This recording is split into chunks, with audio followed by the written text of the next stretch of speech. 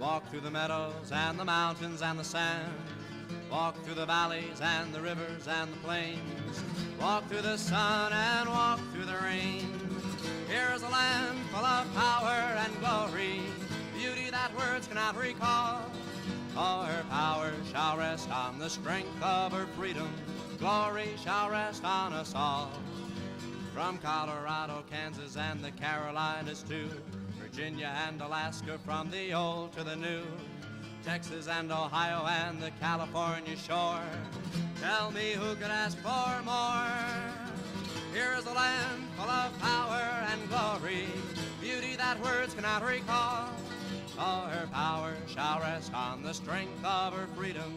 Glory shall rest on us all. Yet she's only as rich as the poorest of the poor, only as free as a padlocked prison door, only as strong as our love for this land, only as tall as we stand. For here is a land full of power and glory, beauty that words cannot recall.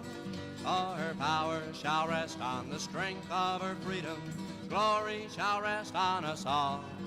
Come on and take a walk with me through this green and growing land.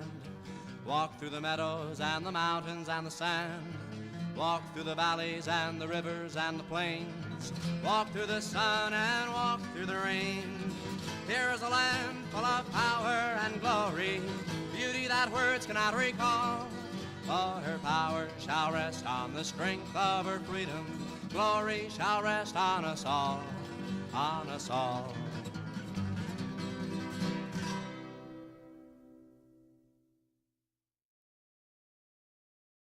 Well, I'm going to start off with a song about a woman who is a heroine of mine. Her name at birth was Mary Harris, and she was born in Cork City, right there in Shandon, right in the centre of Cork. And she didn't stay too long because her parents emigrated to America.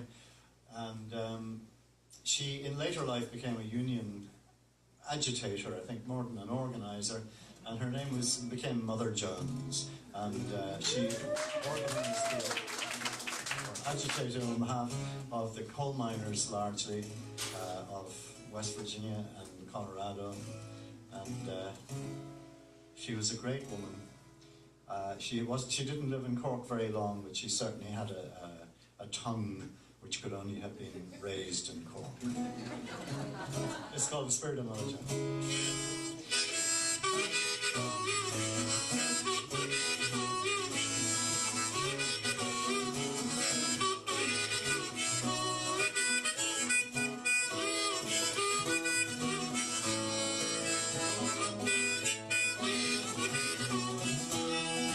Mother Jones is dead and gone, she could no longer stay. No one knew how old she was, but she was often heard to say how she was born in 1830 in the Swede County Cork. But she crossed the foaming billows till she landed in New York. Mother Jones, the miner's angel, must be treated with respect. She's an old-fashioned lady, and you never would suspect that this gown and this bonnet would fill a rich man full of dread. She's the most dangerous woman in America, they said.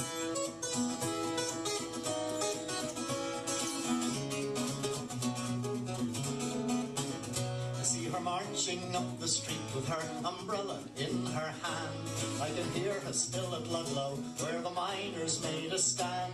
And she says, John T., will you kindly tell to me, how could you let your troopers lay them 13 children down in the horrors of West Virginia and in Colorado too? Mother Jones and her miners they never could subdue, and the men they stood on ground in their tents and planted pine. And the women stood like a wall of steel, and nothing could bat her down. Mother Jones, the miner's angel, must be treated with respect. She's an old-fashioned lady, and you never would suspect that this gown and this bonnet would fill a rich man full of dread.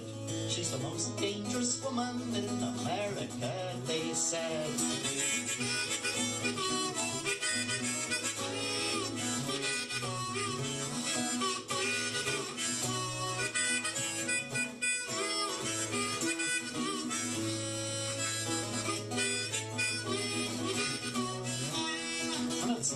for the horrors of child labour, says she.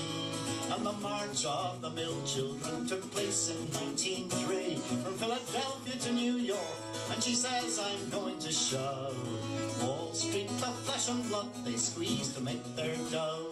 When she died in 1930, oh, the sadness was profound, and they laid her to rest in a Union burial ground.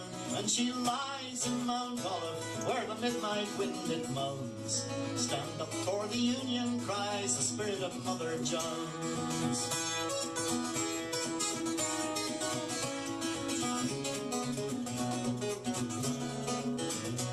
And the rich man and his police and his pulpit and his press got away with murder, then they'd get away with it yet. But we'll forge a mighty union, and we won't be overthrown, and we never will forget the spirit of Mother Jones.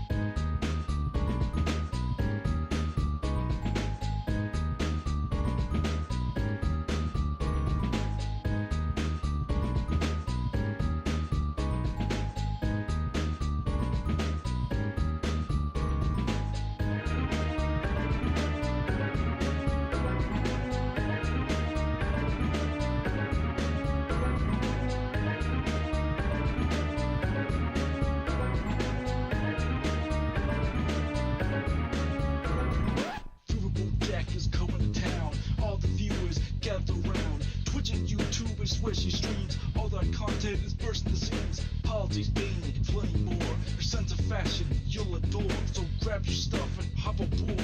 We're going straight to Jack's Discord.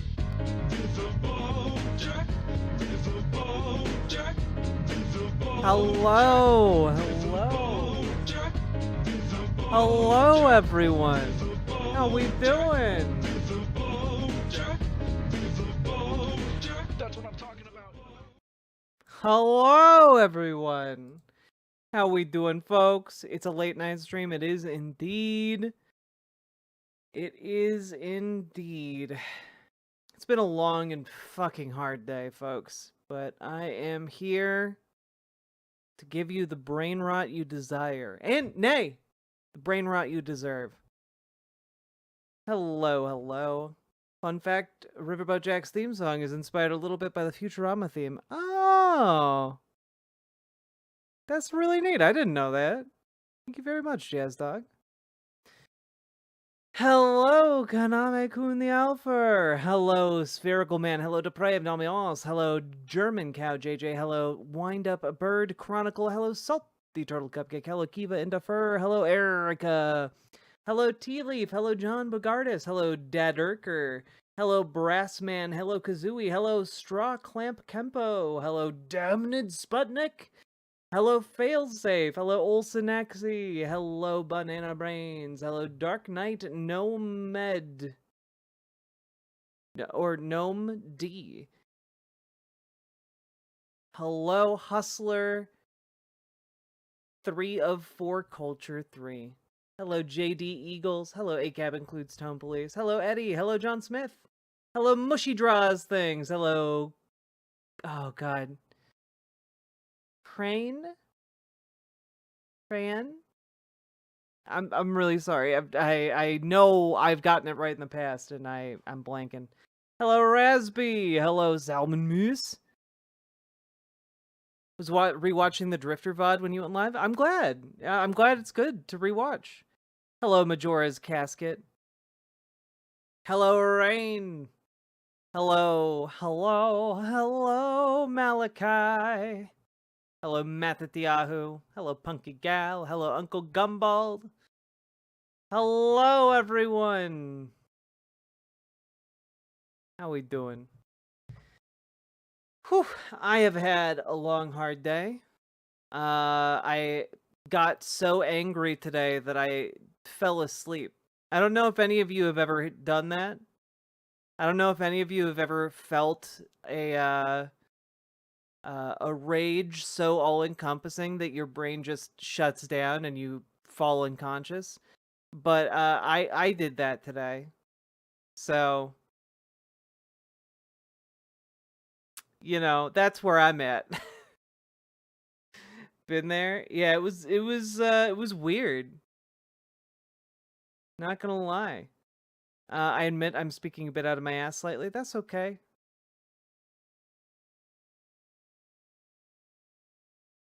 Sometimes I'm so angry I make myself go to sleep. Sometimes it's the best option. You napped out from a tummy ache, it happens. Hell yeah. Hey, 6am Gross. Alright. So, obviously, we've got some brain rot. And to that end, I do have a little bit of a teaser for you. Just a little appetizer. Me now. Oh god. Political Please stop. God, YouTube Shorts sucks ass. Anyway, I've got a little appetizer for the brain rot, but then we're going to talk about a couple of things, and then we're going to get back to the brain rot, okay? Here's I was prepping the show much earlier today, and what should appear out of the corner of my eye than a YouTube short posted by What If Alt Hist titled "The Air is Evil Now."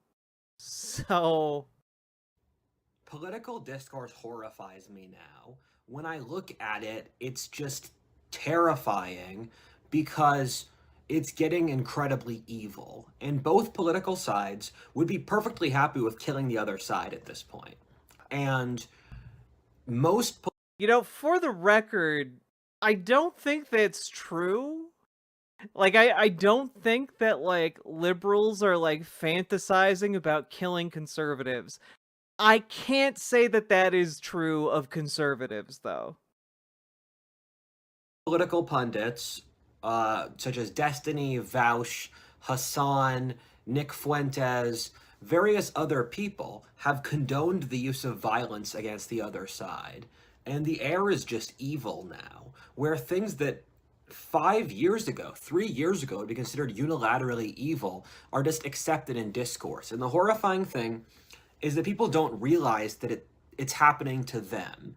Every single person, including you and I, is getting gradually polluted by how disturbed the air in the society is. It's like a plague that's gradually driving us all mad. I guess. I guess, everyone, it's the political miasma. Our country's political humors are out of whack. Does anyone know a geopolitical barber? God. It's probably why this stream came up. Top YouTube feed. Is it the top YouTube feed? I don't know.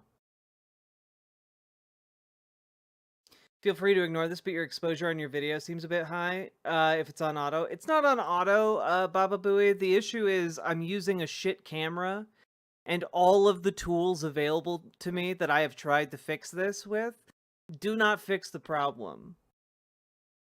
It's very frustrating. But I will, within a week, hopefully, God willing, inshallah, will be able to set up my actual streaming computer and my actual camera and my actual microphone setup, which is not this. This is all, like, backup stuff that I cobbled together from spare parts, you know, and, like, outdated tech. So we've been streaming on, like, technology that was from, like, 3 years ago when I was just getting started. you know?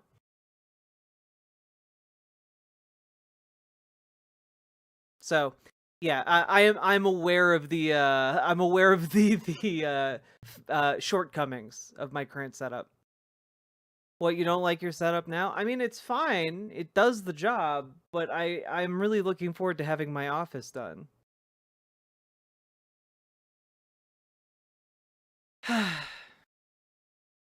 My headcanon is you just have a box fetish. Is that a thing? Rocking the scuffed stream aesthetic? Hell yeah. I look like the Dono Ghost. Well, I don't know if you guys know this. I am white. I share that in common with the Dono Ghost. As an alabaster disaster, you know, we might be related. Do you like a nice box? I do. Not even in a double entendre kind of way. I like a good box. I don't know if this is TMI, but I got a vibrator, right? Like a while ago. And the box it came in was just a really good box. And I don't know what possible use I could have for the box that is shaped like that. But I'm gonna find one. I'm gonna find one. It's just too good of a box.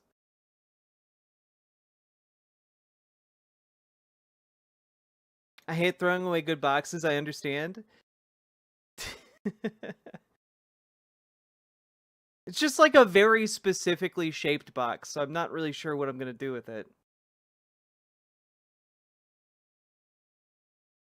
You know, when I became a Twitch partner years and years ago, they sent the one thing Twitch has ever sent me, really. They sent like a really low quality Connect 4 game that was Twitch themed, and like a blanket and a couple other things. I forget what. Oh yeah, bad shirt. And then but the box it all came in was really good. It was really well packaged together. And so I kept the box cuz it's just a good box, you know? So Twitch partner, is it worth it to have a good box? You be the judge.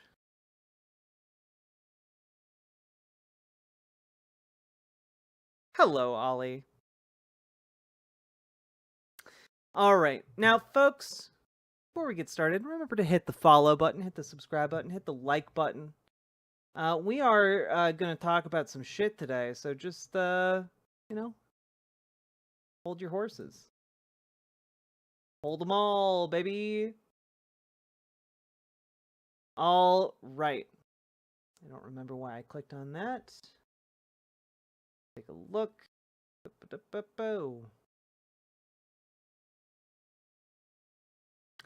All right. Y'all ready?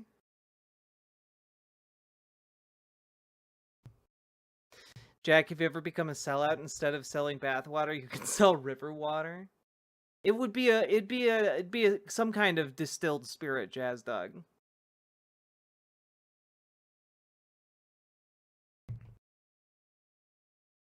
But I'd call it river water. All right, here we go. Peach Rehab Monster is really fucking good.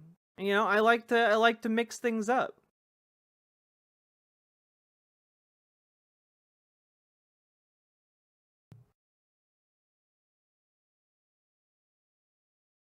God, I need to update my merch store. It's true.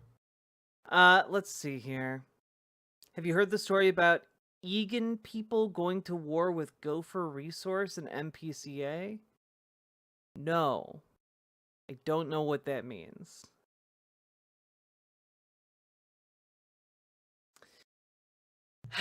Here we go. Here we go. So, folks, I have been, I've been told for like the last decade, right, that the conservative movement is all about making America great again. Is that correct? Does this match your experiences, chat? Is that what the conservative movement has at least said that it's about? Like making America great again? Specifically America? Yes, specifically America. You know? They've been pretty adamant about it. Yeah. They have said this, yes. There be rumors. So I want to present you guys with a minute and a half long clip from Fox Business, featuring a snippet of a conversation with Scott Bessent, who you might recognize as the Treasury Secretary of the United States. Let's take a look at what he's got to say about making America great. He's calling for Javier Milei's reforms critical for that stability that you're talking about. But Senator Warren, Elizabeth Warren, says that this is a taxpayer-funded bailout and is more about politics than U.S. interests. What do you want to say to Elizabeth Warren here? Well, I tweeted it out yesterday. Senator Warren and her protege, Mr.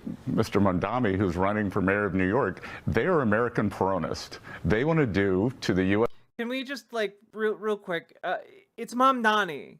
Mamdani. It's not a hard name to say, Scott Bessent. Or, sorry, Scott Bessent. Scott Bessent. Come on, it's not that hard to say a name right.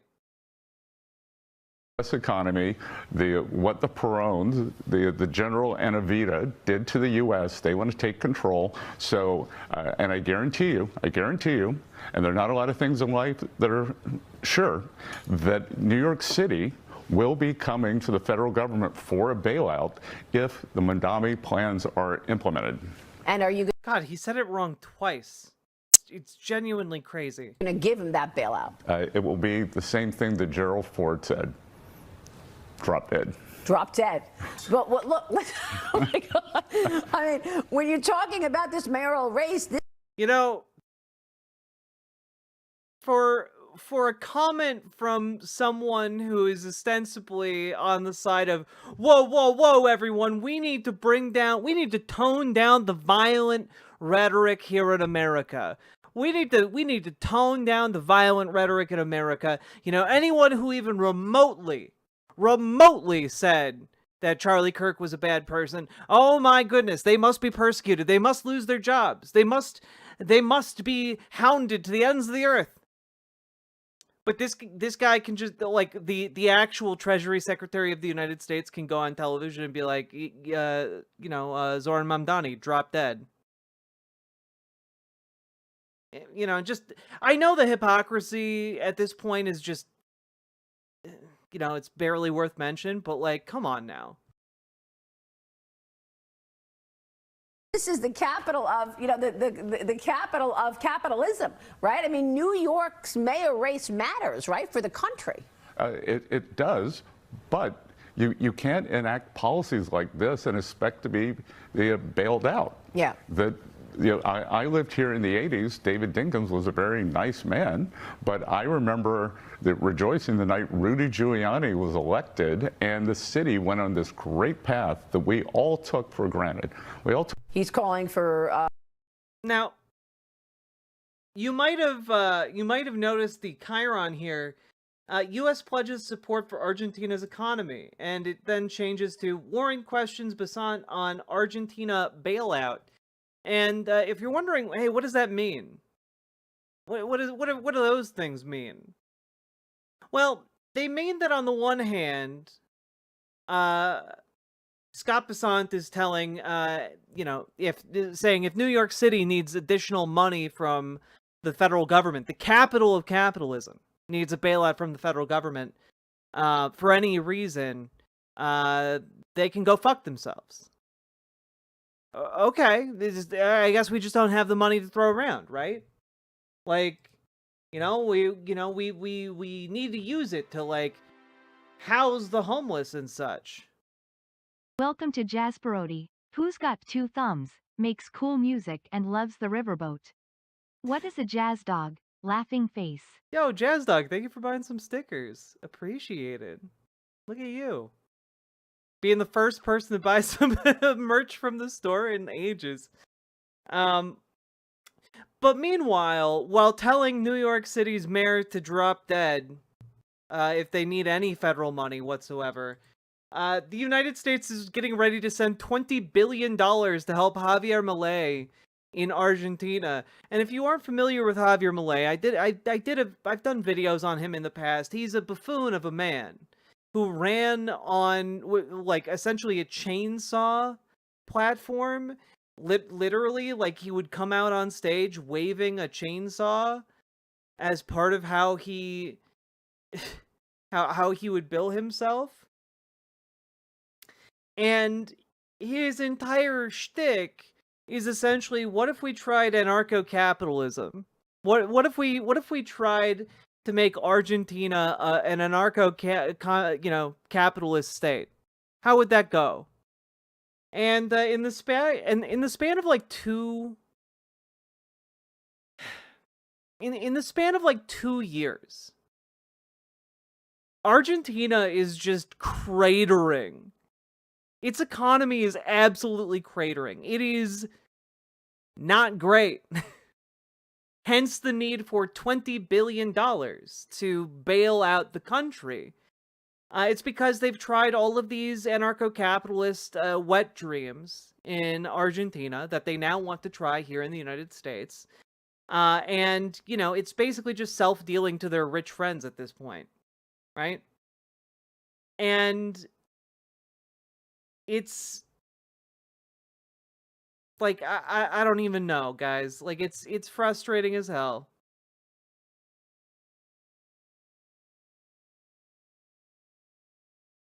It's frustrating as hell because the conservative movement has been telling all of us for a decade that, like, oh, no, you can't do foreign aid. No, you have to let hundreds of millions of people die because, we spend billions on foreign aid. We need that money to improve our own country. And then they finally get into office and cut all that foreign aid. But now they're arguing, no, guys, we need to bring back that foreign aid program because we need to bail out Argentina because Javier Milei is just a really chill dude, Oh, no. Don't. Those kids over there on the other side of the world, they're starving to death. Fuck them. Fuck them. And, but you can't say that when it's Donald Trump because that man was best friends with Jeffrey Epstein, you know what I'm saying? But that's essentially what the administration is saying, right? They're willing to let, like, hundreds of millions suffer and die as long as they can help out their rich friends. And those rich friends, they can be anywhere on the planet. Doesn't need to be an American rich friend. But all I'm really doing here is trying to point out how full of shit the entire conservative movement has been and continues to be. I guarantee you, if you bring this up to any conservative, they do not give a fuck. They do not give a fuck. They're like, well, yeah, but I agree with his policies on the border. And then you, like, talk to them for an hour about whether or not they think torture is fine. And they're like, no, I don't think torture is fine, but, I really support Donald Trump's border policies. And then you ask them, do you support, like, this condition that, immigrants are being kept in, or this one, or this one, or this one? And they're like, no, I don't support any of that. Those are all torturous. Obviously bad. And then you're like, okay, but they're doing all of those things to undocumented immigrants. And they're like, well, I support the border policy because, it works. And it's just like, okay, y'all are just full of shit. Y'all just want people to suffer. And it does not matter. I can sit here and spit facts about how immigration supports our economy, makes us all wealthier, and is not in fact a threat to your gerbs, okay? But at the end of the day, it doesn't matter. Like, it doesn't matter to so many conservatives. It's really fucking frustrating.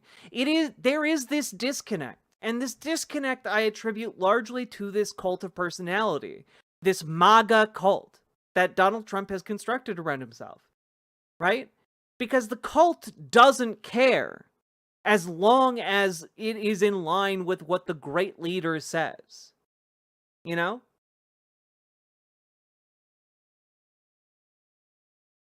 When did any Trump voters say they didn't support? I'm making an oblique reference to a recent conversation I had on stream with a Trump supporter who did not support torture, and then after talking to him for 45 minutes, he asked me to define torture, and was very cagey about supporting torture, and then ultimately just was like, yeah, I support it.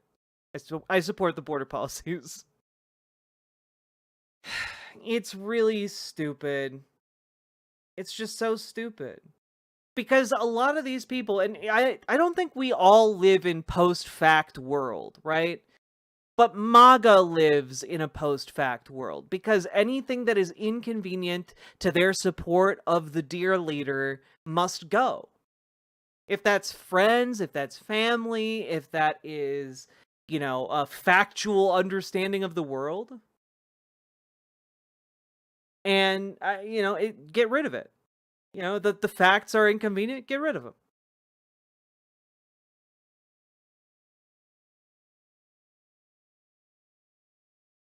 Like, these people don't even... Is fascism a post-fact world? Yes.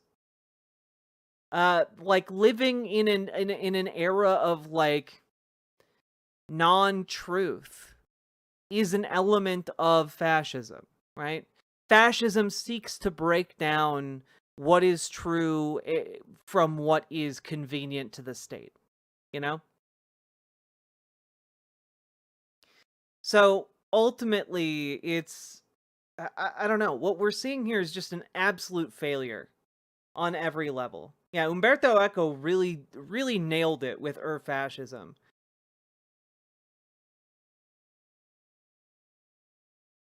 And it's... I don't know. Like, people out there, if you're MAGA and you somehow come across this video and you somehow watch this, like, how do you reconcile a needless $20 billion bailout of the Argentinian government that is being run by an absolute dipshit whose policies closely mirror the ones that Trump wants to implement in America and have just absolutely cratered the Argentinian economy? How do you reconcile that with one of the main Trump administration officials going on national television and basically saying, yeah, we're going to give $20 billion to some schmuck on the other side of the planet, but you know what? We're not going to give any money to the capital of capitalism. We're not going to give any money to New York City, one of the biggest and most important and most powerful cities on the planet. No, we're not going to do that. We're not going to do that. Because, you know, they might be part of America, but fuck them. Right?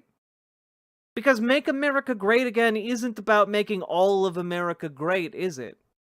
It's not even making some parts of that... It's also about making some parts of not America great. Isn't that weird?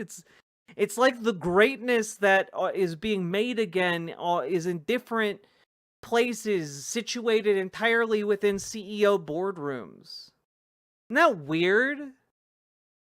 Isn't it weird how the greatness isn't with the potential held by every single human being on this earth? It's not... the greatness isn't on, like, feeding the hungry and housing the homeless or any of that, providing people the things they need to live. The greatness is in fact just situated in like CEO boardrooms in Wall Street.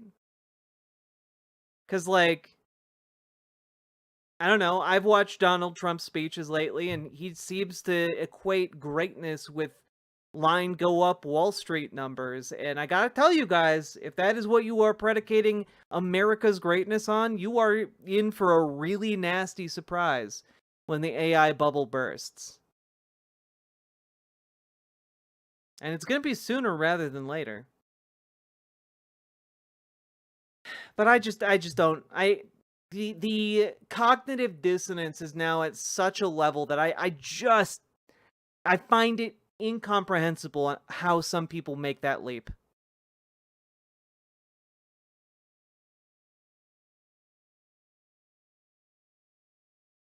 God.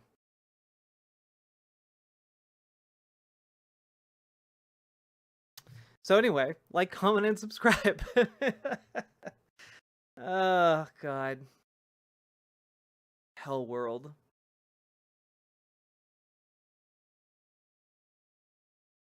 They act like Nazis and say leftists calling us Nazis is ruining America. Yeah, JD Vance gave a press conference about that today. JD Vance had the fucking audacity to be like, well, the left is calling us Nazis. And it's like, yeah. Oh man, I can't.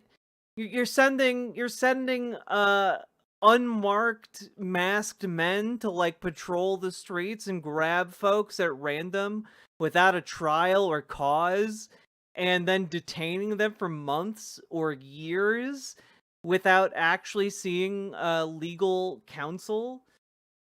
It kind of seems, suddenly, oh wait, hundreds of people are disappearing from detainment facilities that closely resemble concentration camps. Oh boy, like, I don't know, how could anyone draw parallels to any other time in history? That's crazy. Maybe stop acting like fucking Nazis.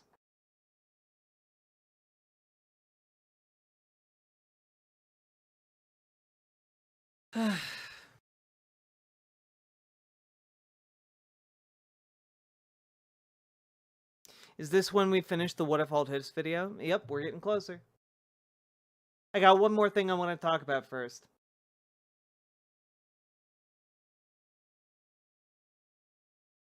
Really appreciate the stream. I'm wondering if you've noticed, though, that your lighting or camera is making you look a little washed out.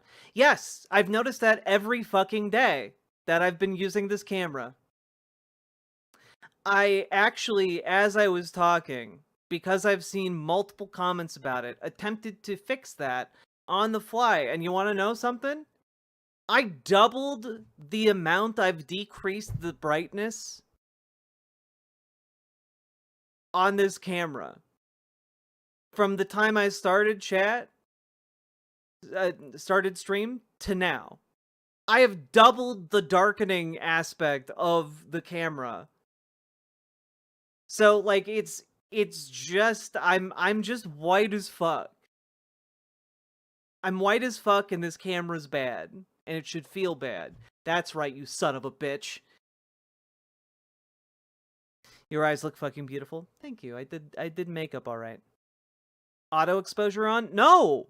You guys want to look? If you guys want to fiddle with my camera software, we can do that instead of doing the show. All right. Now, if you guys want to know what it looks like when I turn on the auto on this camera, camera software has to start.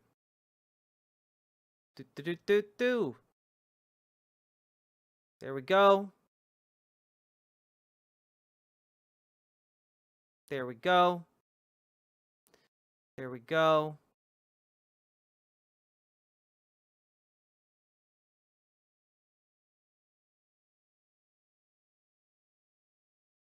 Yeah, it turns me fucking green. It turns me green. It turns the entire room green for some reason. That's not what this room looks like. looks good, to be honest. It doesn't, is the thing. Like, I'm looking at this, and I'm looking at the room around me. It doesn't look this color.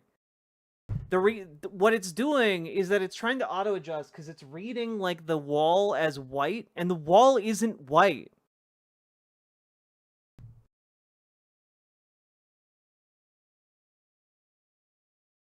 I think it's still being affected by auto brightness. It's because you guys asked me to turn the auto up. Ah! You guys asked me to turn all the auto settings on, so I turned them on. I'm turning them off. God damn it.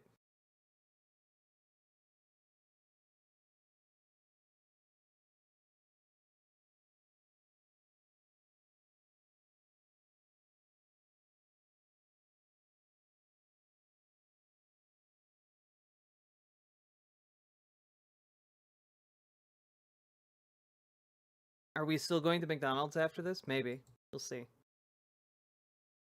You don't have to take a screenshot and post it in the Discord. I have a computer in front of me.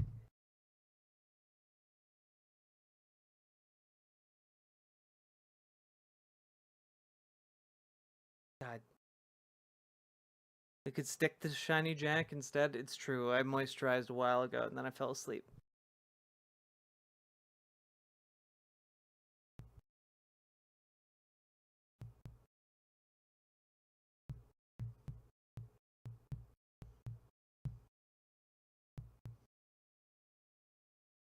If you turned off the ceiling light, would it help? No, because there's only one light source. It'd be worse. Well, because then there'd be one official light source, but then I'd be more subject to like what is on my different monitor screens. I have 3 monitor screens in front of me right now, and each one contributes to different lighting conditions. So like if I turn off that light, then it becomes way more variable depending on what I'm looking at, you know? Can I have a Happy Meal? I want fries. I want McDonald's fries. They're the only good thing at McDonald's.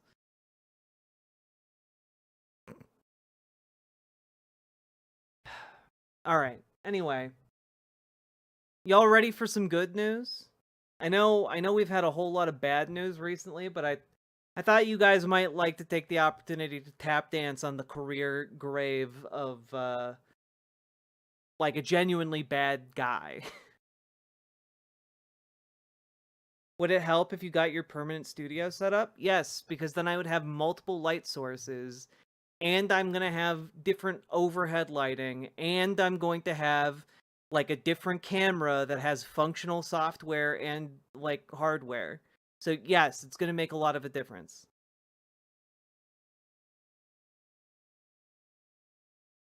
Alright, here we go, folks. It's my favorite chocolate-covered item.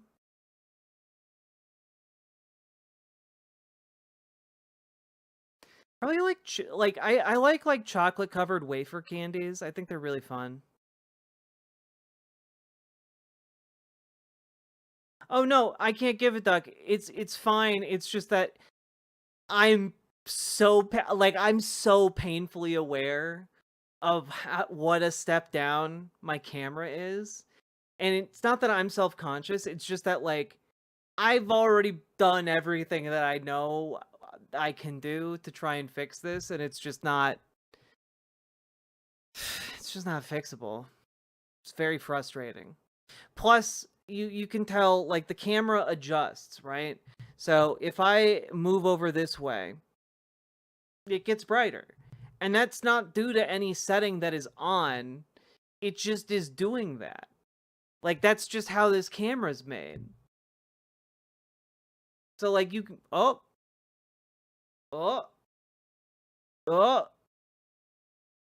you know, it's very frustrating, and I'm doing my best with what I got.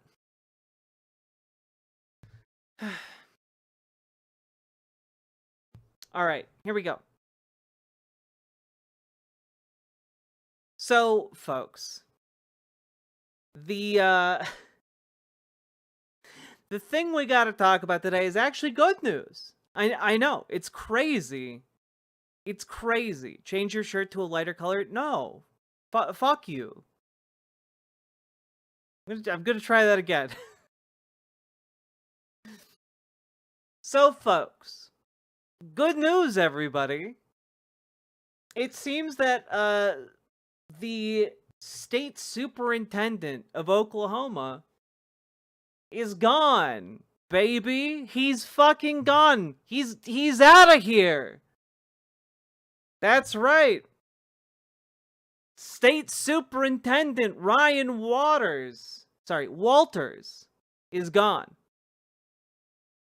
Yeah, this is the porn on TV Trump Bible guy. This is the guy who, like, every week puts out, like, some kind of insane press release about how he's gonna personally, like, get rid of all trans people in Oklahoma, or, like, how he's gonna make it so that you have to read a golden Bible every day at the beginning of class. Like, he's out there just wildin' constantly with different ideas on how to make people's lives worse. You could just say no thanks, moving on. Jeez. No. I could also say fuck you. I could also say fuck you. You know what? I can in fact also say fuck you. I am aware that the color of clothing I wear affects my camera. I'm aware. Thanks. And, you know, I'm just throwing it out there. But, like, feeling offended that I said, no, fuck you, and then moved on, and then making an ass of yourself in order to, like, be a piss baby in my chat, I don't know. Maybe it's not the day to try it when I told you earlier in stream that I got so angry today, I, like, fell unconscious. So, like, maybe today's not the day to do that. Maybe today's not the day to try and police what I'm fucking wearing. Maybe it's not the day to do that. It's not even a troll. That's the thing, Amber Brains. It's not even a troll. It's just someone who can't read a room. And, like, I understand we've all been there from time to time, but, like, I don't know. Just be like, oh, okay, like, well, all right, moving on. You don't have to be like, oh, my stars and garters. Like, I'm sorry, if that's the way you feel when you hear fuck you, this is not the stream for you to be in. Is it, like, I'm sorry. You have to put on your big boy pants.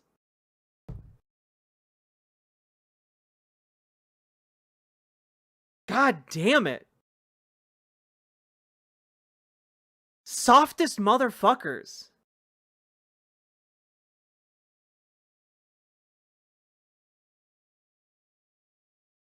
All right. Moving on. Ryan Walters lost his job, everyone, and I think that's great. I think that's wonderful. This man has made it his life's mission to ruin the childhood of every kid in Oklahoma. And, you know, basically everyone in Oklahoma knows this. Except for the people who like his political stunts. But the Attorney General of Oklahoma, of course, put out a statement here. See,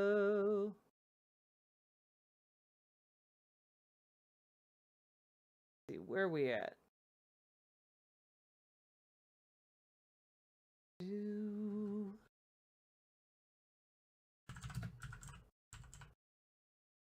Yeah. All right.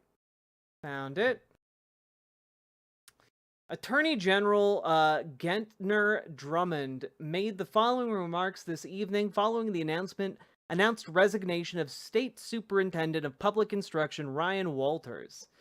Quote, ever since Governor Stitt appointed Ryan Walters to serve as Secretary of Education, we've witnessed a stream of never-ending scandal and political drama. From the mishandling of pandemic relief funds that resulted in families buying Xboxes and refrigerators, to the latest squabbling with board members over what was or wasn't showing on TV, the Stitt-Walters era has been an embarrassment to our state. Even worse, test scores and rating proficiency are at historic lows. It's time for a state superintendent of public instruction who will actually focus on quality instruction in our public schools. Governor Stitt used to say he would make us top 10, but after 7 years, we are ranked 50th in education. Our families, our students, and our teachers deserve so much more. Yeah. Also, just a little thing here. So he announced his resignation on a local Fox News station, right? And as part of his agreement, right, they wanted to have him on to announce his resignation and then answer some questions. You know, be down for an exclusive interview, one-on-one. You know, what is he gonna do now? That kind of thing. Here is how that went instead behind the scenes. State superintendent and taking on the role as the CEO of the Teacher Freedom Alliance. We're going to destroy the teachers' unions. We have seen the teachers' unions use money and power to corrupt our schools, to undermine our schools. We are one of the biggest grassroots organizations in the country. We will build an army of teachers to defeat the teachers' unions once and for all. So this fight's going national, and we will get our schools back on track. We will not allow any further union control. Oklahoma State. Okay, so statement, of course, he's out there to destroy the teachers' unions, and let's just take a look here. Yeah, he immediately left. Instead of taking any questions or doing the exclusive interview he had agreed to, he just left. He just stood up and left. And they actually have they have it on video. They have it on video. It's crazy. Here he is, just getting up and going. So Ryan, you just mentioned online that you're going to work for this non-teachers union. What do you want to say to Oklahomans who might feel like you're bailing out on them? Can you tell us when you're stepping down and when this job is coming to a close for you? We have to ask when this relationship started, because it seems like you've been pushing kind of this job for some time now. Did it interfere with your job for Oklahoma?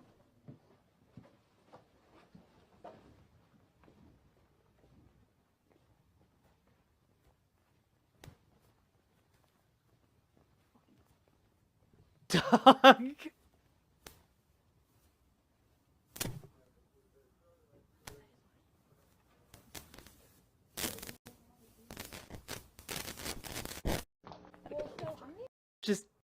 Just got up and left.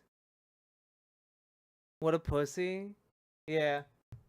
Speaking of pussy, apparently investigators, online trusty cyber sleuths, tracked down what was in fact on Ryan Walters' TV. Because there was a big scandal a couple months ago about, like, oh man, was State Superintendent Ryan Walters watching pornography on the television in his office? And the answer is actually no, surprisingly. It was a steamin' hot Jackie Chan flick.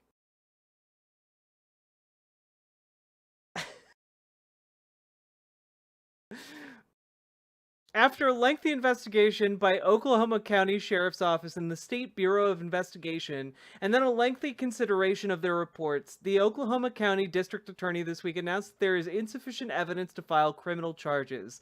But the investigators confirmed that the complaint was true. A TV in the office did in fact show the images in question, including the chiropractic table. The naked women did not come from anyone's secret stash of pornography, however. They came from Jackie Chan's 1985 film, The Protector.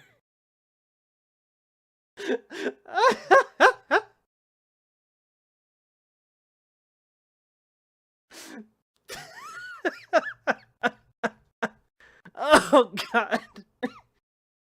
After this was announced, a local Oklahoma news channel confirmed it by sitting down and watching the movie. Please tell me, please. Hell yeah. Oh, God. Confirming nudity was likely shown on a TV in State Superintendent Ryan Walters' office during a board meeting last week. It's a much different take than what Walters suggested days after the allegation surfaced, claiming the two board members who say they saw nude women on the TV made it all up.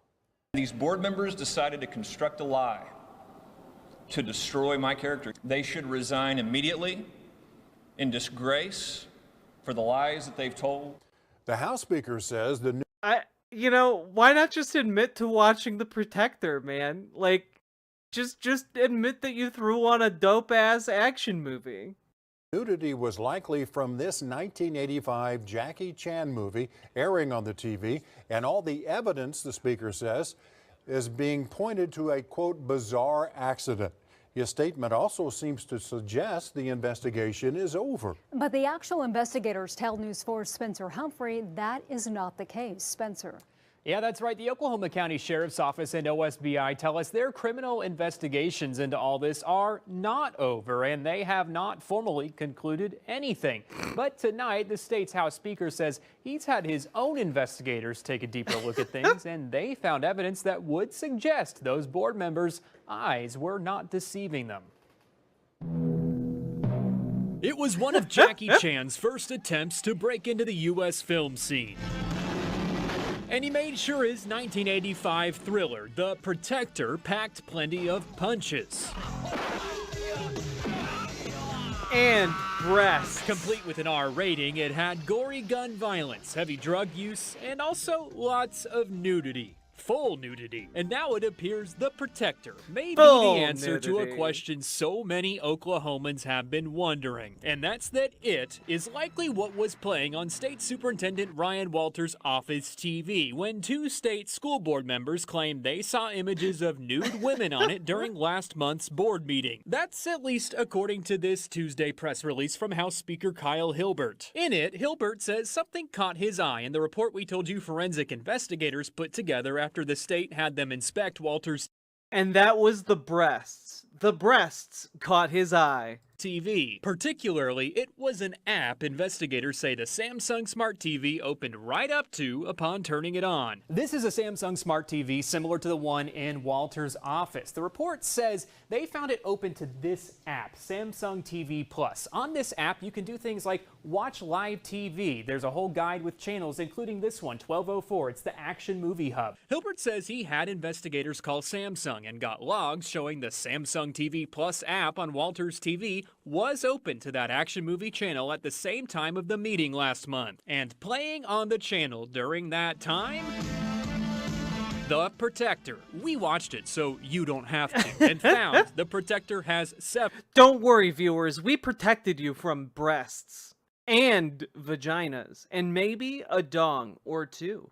Several nude scenes. Like this one, where a bunch of very clearly fully nude women move around a factory, eventually sitting down to pack bags full with cocaine, sometimes also appearing in lab coats. And this scene, where a fully nude woman gives Jackie Chan's co-star a massage. Without getting R-rated ourselves, let's just say you can see everything from multiple angles. At one point, the woman goes beneath the massage table with dialogue suggesting she does... Literally, I'm sorry, literally this entire segment is just them describing the nudity scenes from The Protector. Oh man. Oh boy. Something sexual to the man on top of it. That more or less matches the description of what the board members claimed to a T. If you recall, they claimed it looked like a fully nude woman or women were doing something to a man on what appeared to be a chiropractic table, that it looked retro and they could see intimate private details of their bodies. Speaker Hilbert said Tuesday he actually spoke with Walters over the weekend, and Walters told him what he thought he saw on the screen when he turned around to turn it off was a doctor and a nurse, and that he saw a white lab coat. found, changing the story from what Walters initially claimed in a statement 3 days after the board meeting, when he said, "I have no knowledge of what was on the TV screen during the alleged incident." Also, well, probably because if honestly what had only happened here was he turned around and he saw a doctor and a nurse in lab coats, like, honestly, given how stupid smart TVs are, we can't rule out the possibility that the TV just turned itself on when someone said action. Indeed, Nomi Sunrider, and thank you for being the first person to support stream today. Why was he so afraid to say what it was? Well, if he turned around and all he saw was a doctor and a nurse in lab coats, then like that does not make it sound like he wasn't watching pornography, right? contradicting his claim from last Tuesday when Walters accused the board members of making it all up. What's being shown on all of your networks right now? That's what was shown on TV. And these board members decided to construct a lie to destroy my character. We reached back a nefarious conspiracy to imply that I watched Jackie Chan's The Protector. Out to Walter's office Tuesday and asked if he regrets jumping to those conclusions before investigators had actually shared any facts. Nobody responded. And with all that in mind, Speaker Hilbert says, to him anyway, these findings seem to, quote, vindicate both the state superintendent as well as the two board members. That, in his opinion, doesn't appear the board members lied, and also it doesn't seem like anyone intentionally made that specific movie start playing. That said, though, we've also heard from others tonight who say, intentional or not, if this had happened on a teacher's TV in their public school classroom, they would still have to be held accountable, and this should be no different. Bingo. God, that was funny. God, that was funny.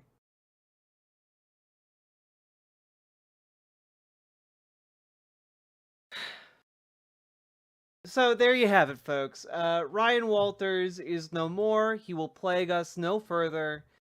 And he's going to go to an anti-teachers union org in order to defeat all teachers. He's going to fist fight them like in his favorite movie, The Protector. God.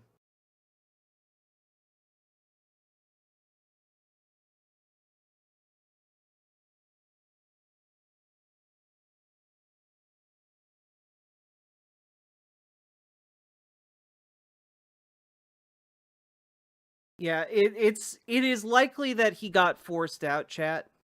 Like, I know people are like, oh, it's something, they discovered something sinister about him and then they forced him out.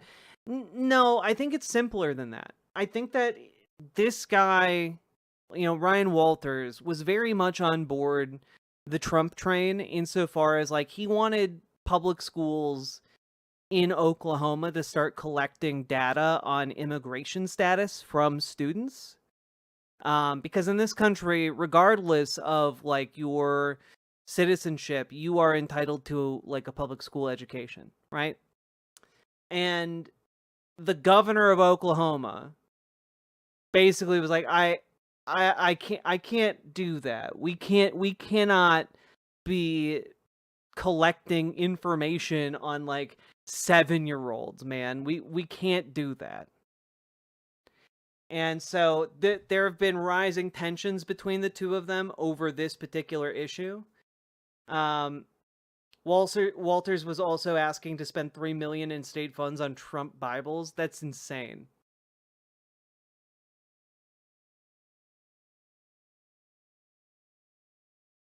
Yeah, Walters has publicly accused the Governor Stitt of trying to usurp the role of the Department of Education in Oklahoma. It's all very silly, but ultimately it looks like he was forced out, probably by the governor. And I think we are all better for that. Like, sure, he's going to be in the private sector, like, trying to break teachers' unions because he's a piece of shit, but he will have less ability to harm kids in that position. So, overall, this is extraordinarily good news. And with that being said, like, comment, and subscribe. Do the things. And, you know, do continue to watch videos. Do, you know, the things. You've been on YouTube before. Do the YouTube things.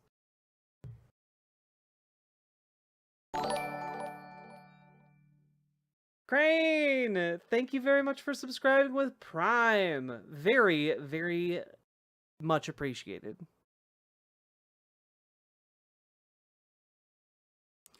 Sorry, I was so distracted by the boobs that I didn't realize he was a piece of shit. It's okay. There were boobs.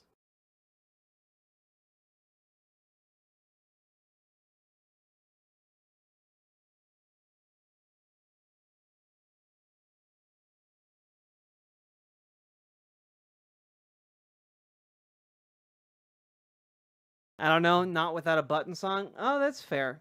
That's fair. You guys playing hardball with me, huh? All right. I see how it is.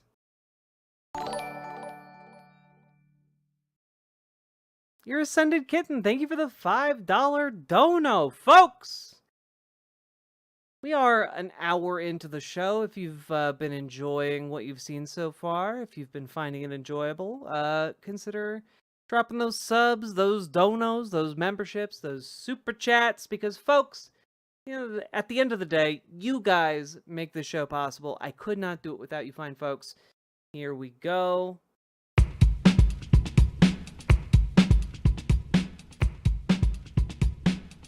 Go, go, go. Click the button, click the button, click the button, click the goddamn button, click the button, click the button, click the button, click the goddamn button, click the button, click the button, click the button, click the goddamn button, click the button, click the button, click the button, click the goddamn button, click the button, click the button, click the button, click the goddamn button, click the button, click the button, click the button, click the goddamn button, click the button, click the button, click the button, click the goddamn button, click the button, click the button, click the button, click the goddamn button, click button, click button, click button, click button, click button.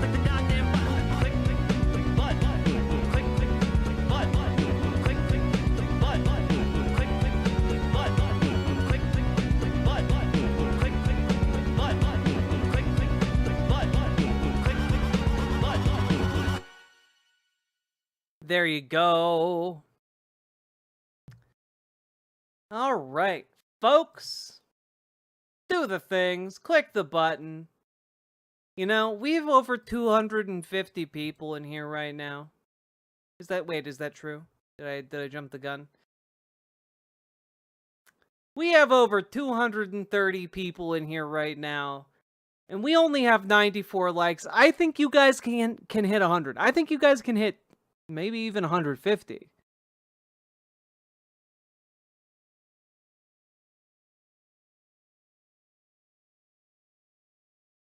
Thanks for the work you do and for reminding people politics isn't a spectator sport. I think a lot of people like to treat it as a spectator sport because it makes it less scary, you know? I think believing that politics is a spectator sport is a defense mechanism that people use to keep themselves feeling okay with the day-to-day grind, you know?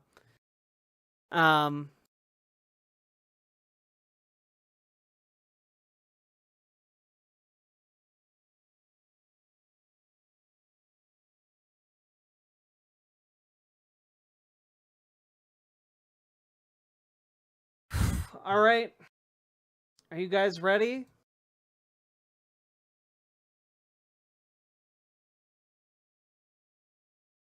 Even the air is evil now.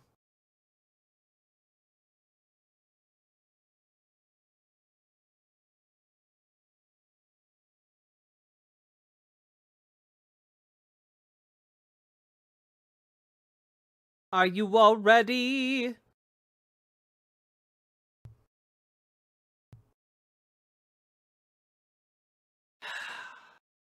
Time to dive into the abyss. Okay, folks. Here we fucking go.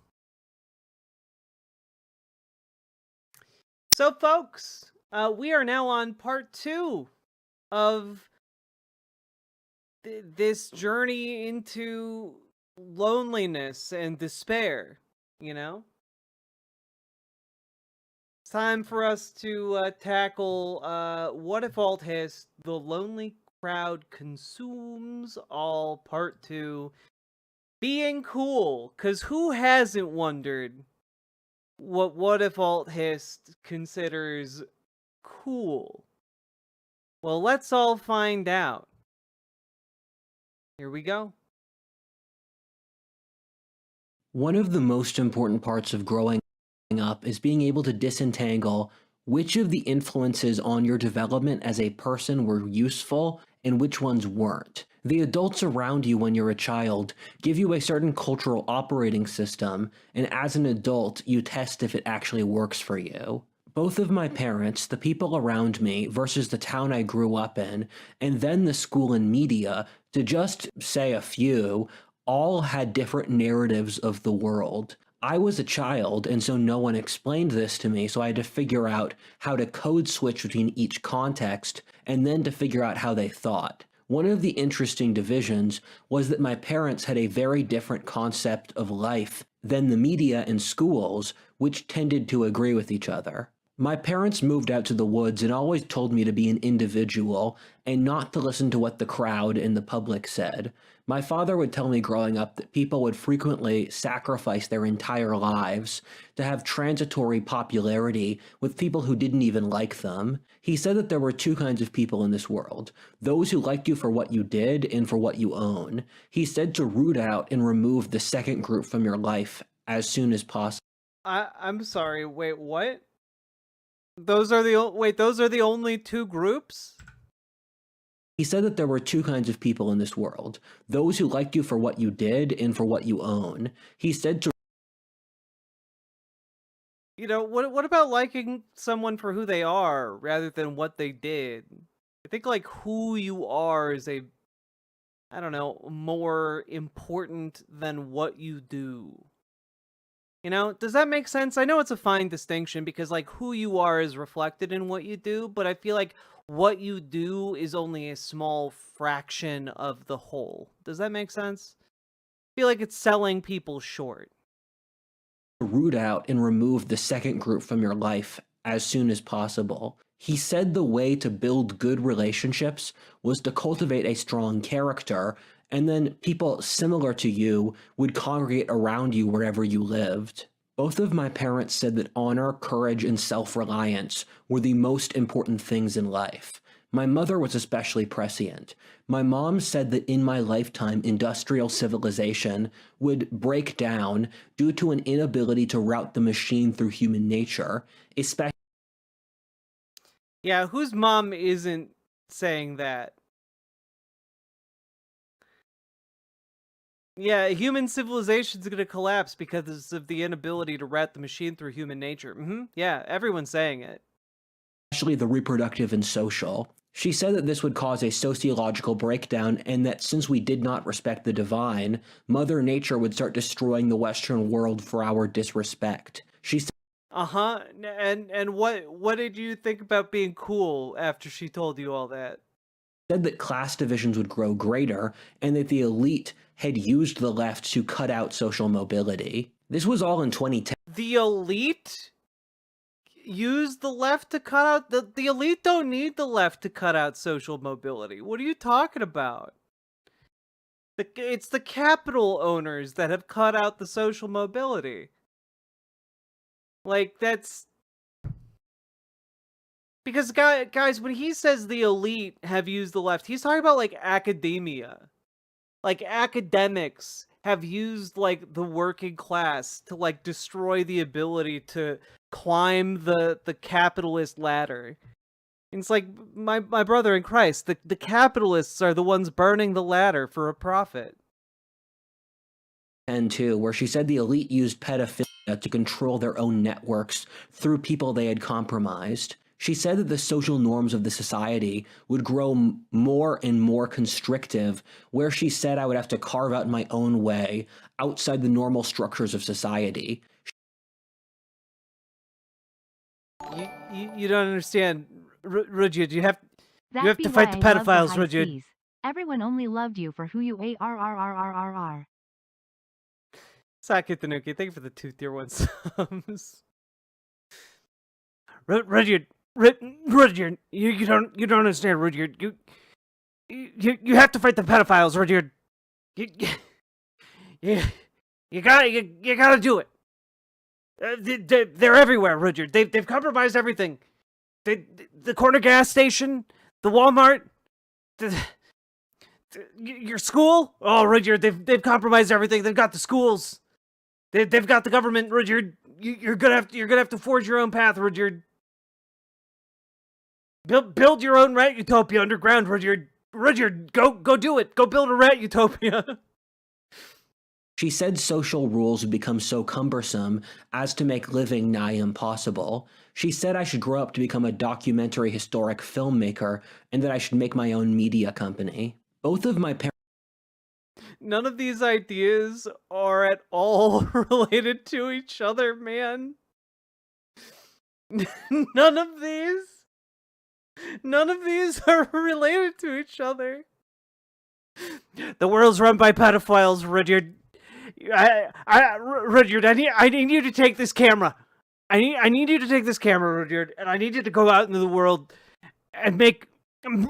I need you to make a documentary company, Rudyard.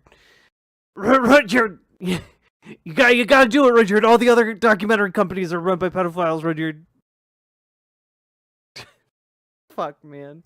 Parents cheered me on when I dropped out of college after a semester. My father said, all of your ancestors came to America by boat on a several-month voyage to a continent where they had nothing. They were able to figure it out, so you'll be able to. Or he said, you'll have my blood, you'll figure it out somehow. I'm sorry, what?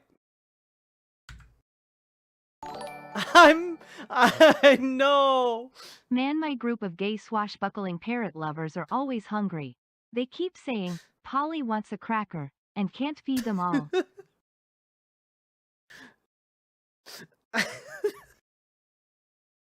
Cheers, dog. That was such a silly thing to say, and I love it. Alright. I'm sorry, I needed a time to process what his dad told him. Also, wait, I'm sorry, he's posting like his 23andMe? Fuck, man. Fuck, he sent his blood in for a test, a genetic test.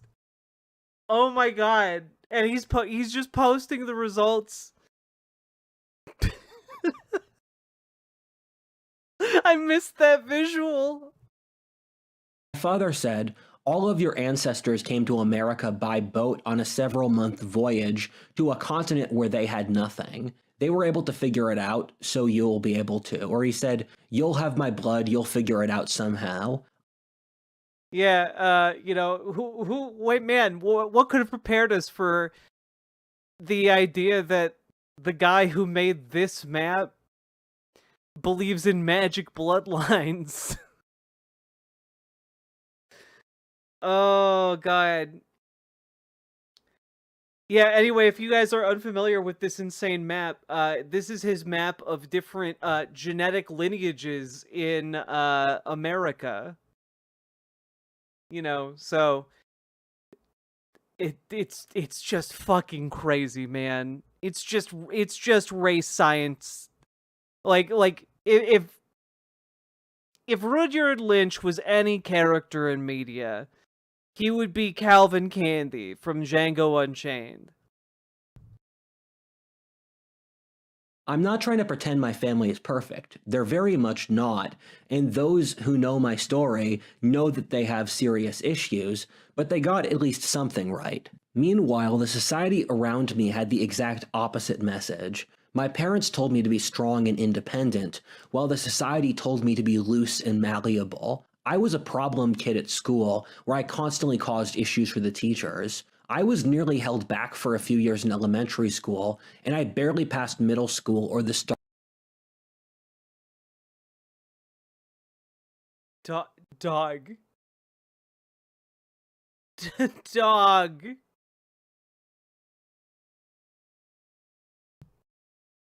Well,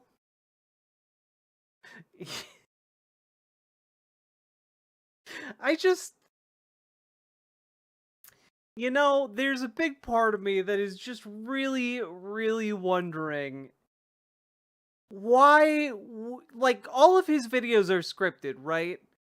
How can you write that down and then read it again and say, yes, I should put that in the final video? Apparently all indigenous people came from the Pueblo people. The Iroquois would like to have a word. Yeah, no, they're not there anymore, Sake Tanuki. They're all in the Pueblo. What's that? There were indigenous civilizations that spanned both North and South America? Not to Rudyard. Jack, you think he edits? He absolutely edits. He absolutely edits. He edits in the text walls, he edits in like the transitions, he edits in the intro. Like I've seen him edit. Like guys, he edited his manifesto video. Like the thing that you would think would be least edited, he spent hours editing that goddamn 12-hour long manifesto.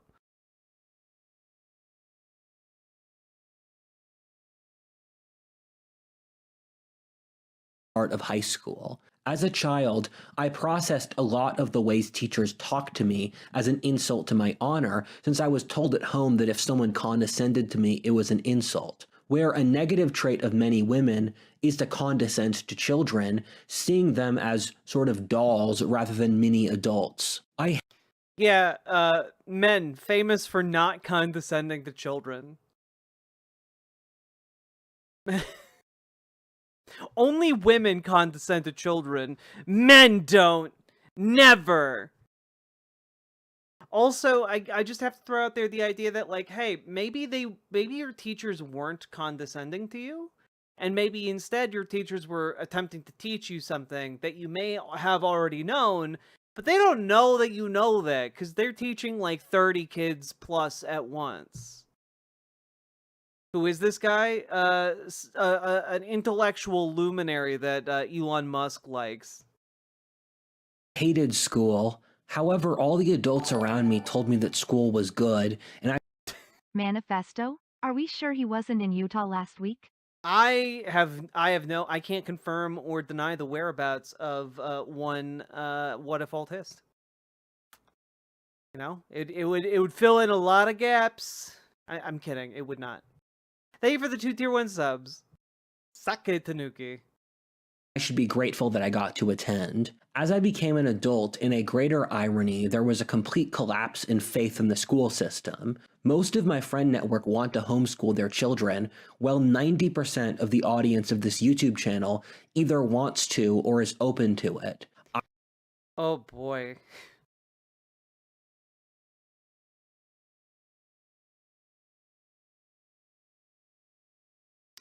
I mean, you know, the self-dunks here are accumulating, to say the least. I personally would like to homeschool my kids if I have the opportunity when I have them. I think the schools were better in the 20th century, but when I... Bro, that would require you to acquire some riz that you are severely lacking in, man. People left school without any knowledge of the world, history, science, or the reality of the human condition, or how to live as an adult. Almost no... Yeah, the major categories of learning. No one in my high school could name 3 battles in World War II, or how India works. The purpose of the...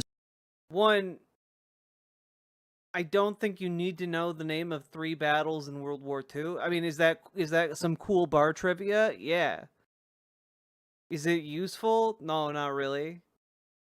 How India works is a very broad question, and like, you know, coming from the guy who just talked about insults to his honor due to condescension, I feel like saying the phrase like, oh, other people don't know how India works.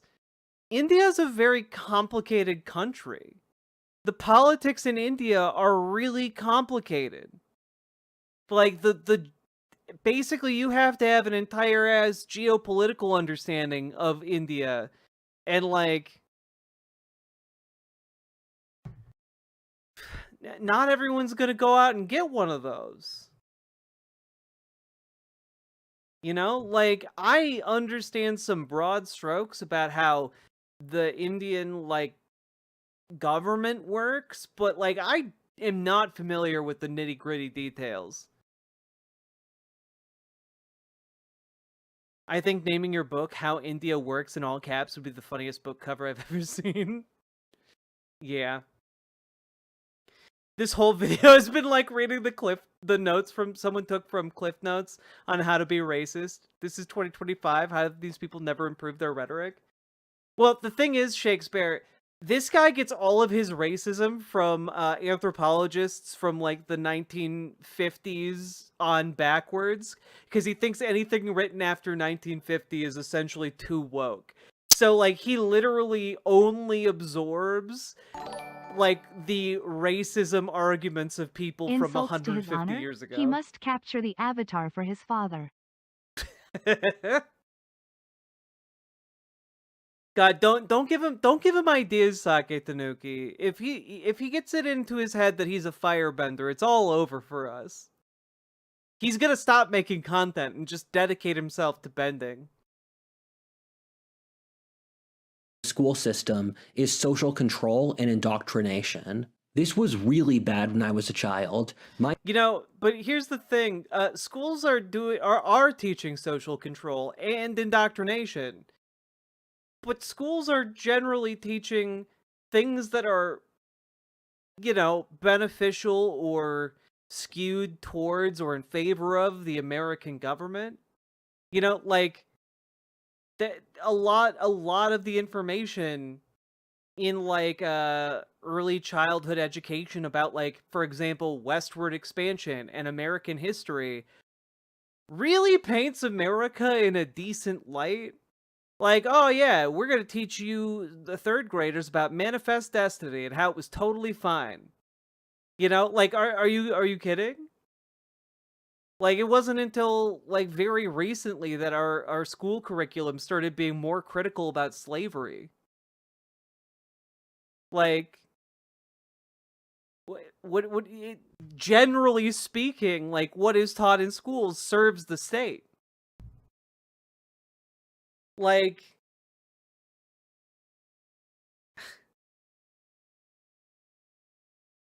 oh god. You know, like, friends of mine with kids, like, they go through some of these curriculum materials and it's just like, oh shit, they're reading a poem about how indigenous people are all gone. Oh no. Oh no, they're reading a narrative written by a white guy from the perspective of a slave. Indoctrination of our children. Oh no. Postmodernism cannot be consumed by them for breakfast. You'll never get me lucky, postmodernisms. Sake Tanuki, thank you for the 2 tier 1 subs. Very much appreciated. Thank you for supporting stream, especially on late nights, because I know it's not the easiest time for me to start for y'all.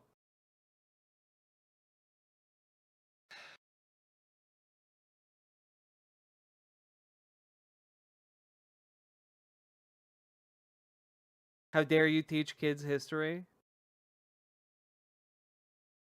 God did it at the end. That's the real education, some dumb beats. My teacher has called my parents in since I drew images with swords and knights when I was in 4th grade, since they were worried I might become violent. Helicopter parents. Oh, okay, so having been a kid that drew things in school, your parents aren't getting called into a school for drawing, like, fantasy sword fights. That isn't happening. if you are drawing maybe blood and guts and viscera and such, that might be something else. Like, you know, I just gotta throw out there, like, parents aren't called in for doodles in a notebook. Like, innocuous doodles. Maybe who's drawing Nazi shit? Maybe. Thing was absolutely terrible, in which I knew lots of parents who gave their kids no independence at all until age 18. They weren't even allowed to spend their own money or leave the house to go on a walk until college. This produced completely dysfunctional adults. The point I'm trying to make here is that the lonely crowd isn't some normal outcome of human nature. We've had the personality and soul beaten out of us by a cruel totalitarian system which controls us from the cruel totalitarian system of parents. We must, children of the world, unite. We must rise up against our parental overlords. Overthrow their authoritarian yokes, my brothers and sisters. We must go forward and find peace within the revolution. Bedtime is totalitarianism. Reject it and stand up with me. We will take the blanket fort this day. And tonight, if we die as brothers. Okay, Rudyard, just go to bed in like 5 minutes, okay? I'm turning out the lights. Totalitarianism! Freedom! cradle to grave. I was always confused by Hollywood in the media. California was a sort of uncanny valley for me culturally coming from Pennsylvania. I could pick up there even as a kid that Californians were very different from Pennsylvanians, but they were also Americans, so they seemed close at times. Yeah, two groups held together by a common nationality, but from disparate parts of said nation, might indeed have different cultural values or influences, or even different practices. You know, different holidays, different traditions. Is his name really Rudyard? His name is really Rudyard. There was an idea of a unified Americanness when I was growing up, which has since collapsed. The message implicit in every Hollywood movie, especially a decade or so ago, is to become weaker, more immature, and submissive. I've checked this, in which each Hollywood movie I've watched over the last few years, and it generally never fails. In practically every Hollywood movie, the characters are rewarded for making completely irresponsible emotional decisions and taking actions which would completely backfire in real life. You can't take them seriously because it's not a reflection of actual adult life. My best friend and I have a running joke that we're waiting for a Disney movie where the princess goes through with her arranged marriage since she respects the family line in her parents. Hollywood never tells you to be strong and smart. This all speaks to the recent mate suppression video I've made. We operate.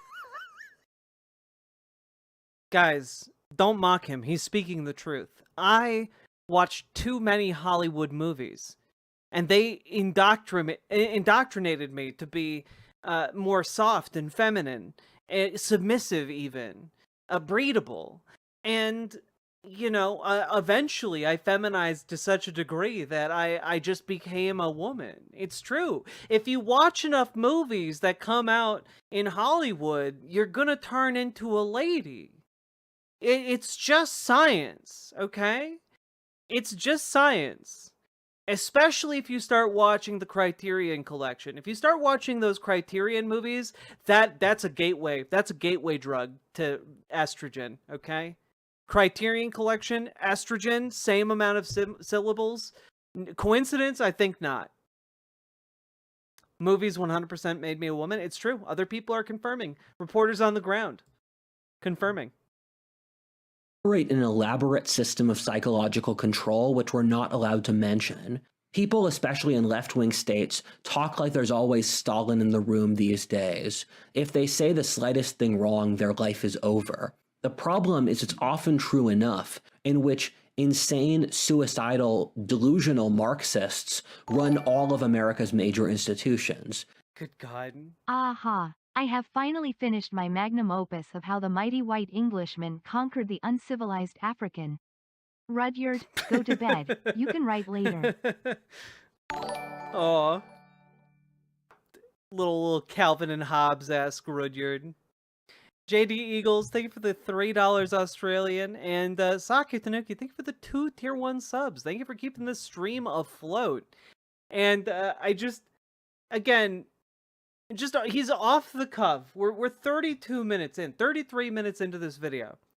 And he's just now going into like, oh yeah, by the way, all of the institutions in the world are run by pedophile Marxists who seek to corrupt you all and use you for their nefarious ends. That's literally his argument. Including corporational Marx, often true enough, in which insane, suicidal, delusional Marxists run all of America's major institutions, including corporations, media, and education. This means no one knows who they can trust. This is what I figured out as a Pennsylvanian, that these cultural shifts were forced on normal Americans by a cruel system of social control which wants us dead, which enabled the biological mouse utopia switch even more by twisting the knife. Man, we are going to at some point need to watch his Mouse Utopia video, because he brings it up all the damn time. He's obsessed with fucking Mouse Utopia. And like, one, the Mouse Utopia experiments are flawed. Just right off the pat. But number 2, he tries to map Mouse Utopia experiments directly onto the human condition, and I don't know how to explain this to people more clearly, but human beings aren't mice. Mice and humans do not have the same social structures or social behaviors. Like, when we test medicine on like lab rats because they are genetically similar enough to us and have generally the same types of organs and structures that we have in our bodies, but like mice aren't humans and vice versa. Humans aren't mice. Oh yeah, explain of mice and men. Your Honor, I would like to submit the entire body of work written by Brian Jacques. The reason that people are so lonely is that we've made deep social I was thinking Rudyard Kipling, but WIAH can't keep up word-wise. Oh man, Saki Tanuki, don't even bring up Kipling, because like you're gonna make him even more deluded. ties uncool.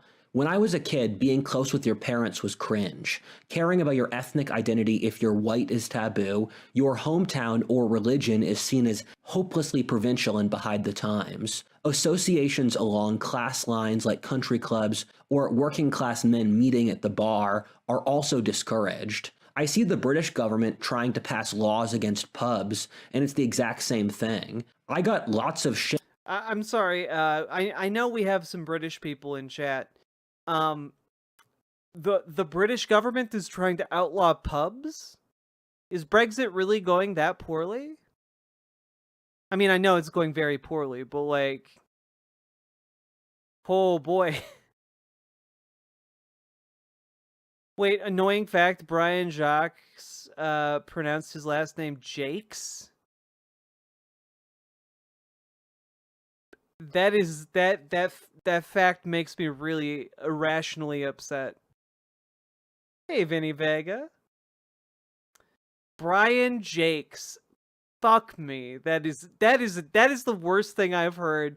You know, I read politics all day, every day, but you hurt me in a way no news headline possibly could with that information. Oh my god. Brian Jakes. Fuck me. What a down. You have a name that looks like Brian Jacques. Like, just own that. Oh, God.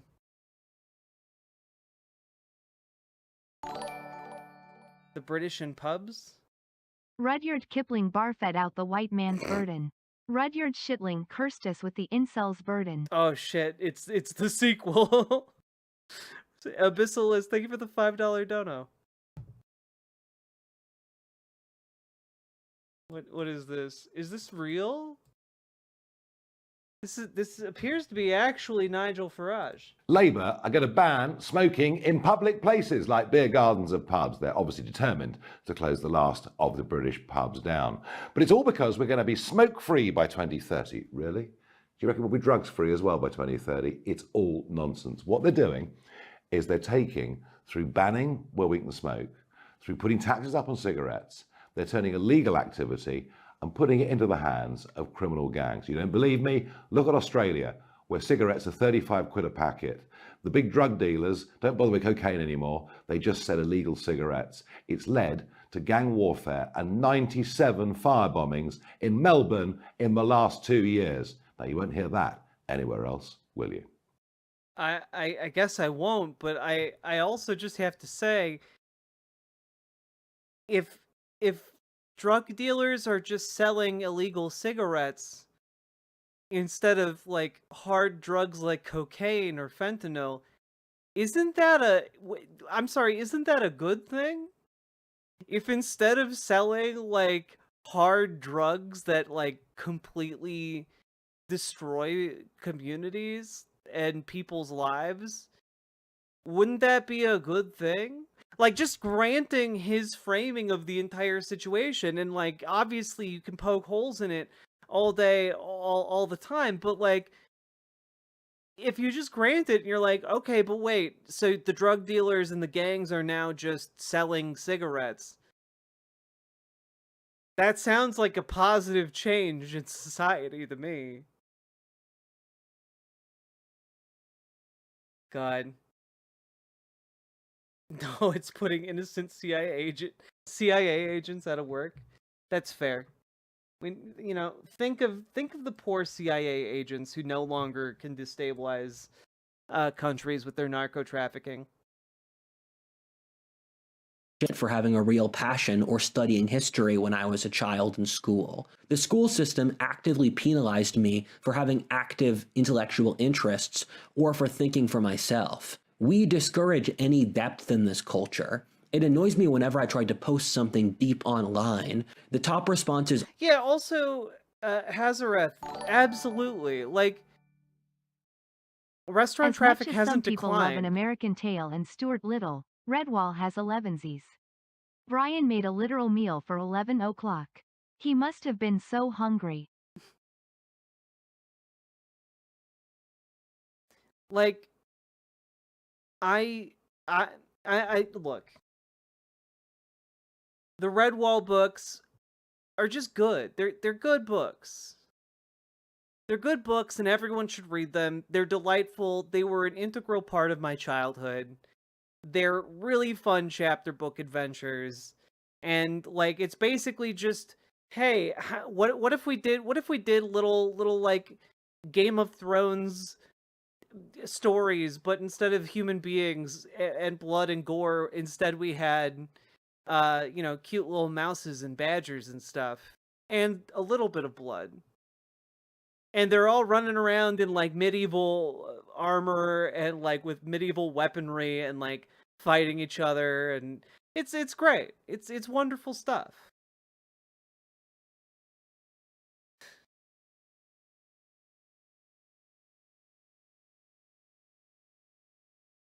Redwall is great. I've been chasing that fantasy high ever since. Hell yeah.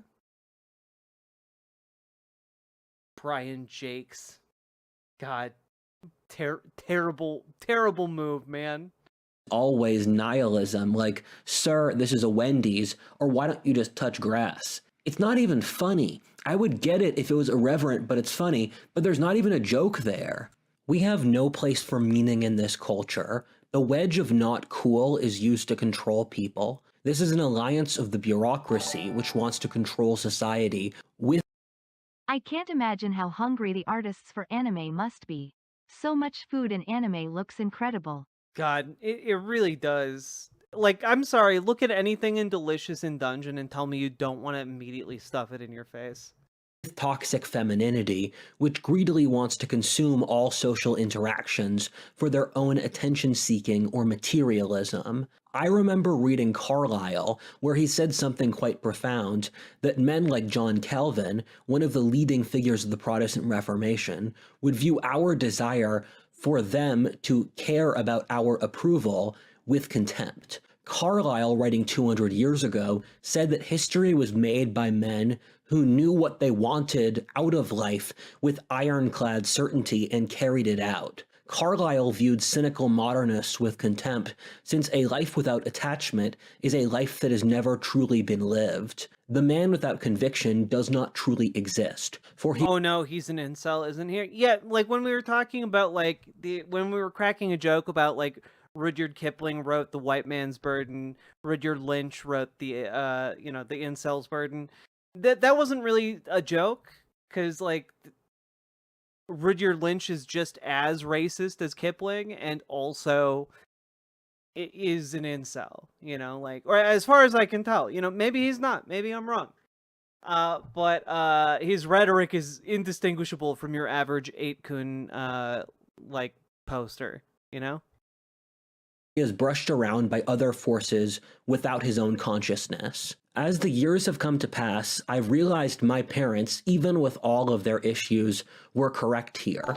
I learned more from them than I did from school. If I ever got the Shokugeki no Soma reaction to any food I ever made, I wouldn't be single.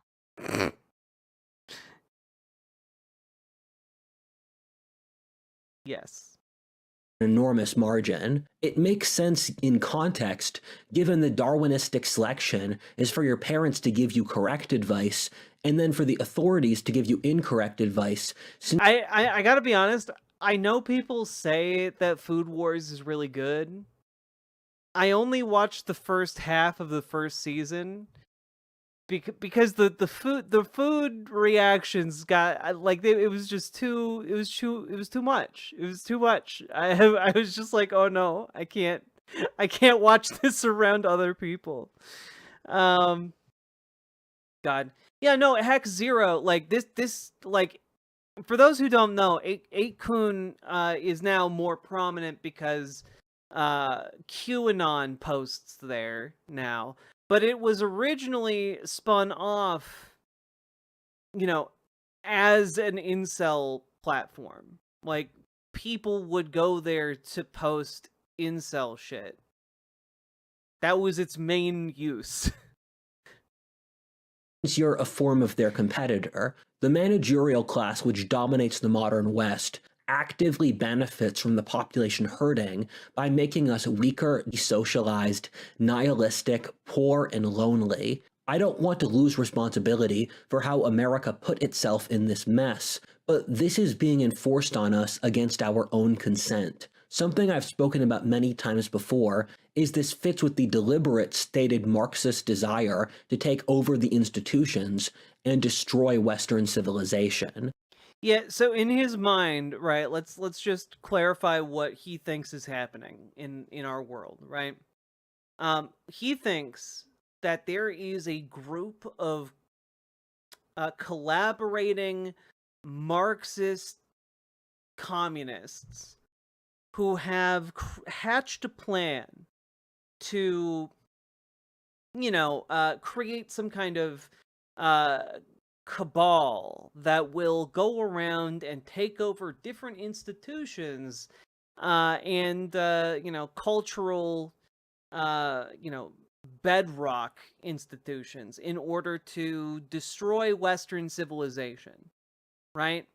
So take over the schools, take over the media, take over the unions, take over the government, etc., and destroy Western civilization. And, like, he thinks this is all being perpetrated not by any coherent or publicly known entity, but rather a shadowy,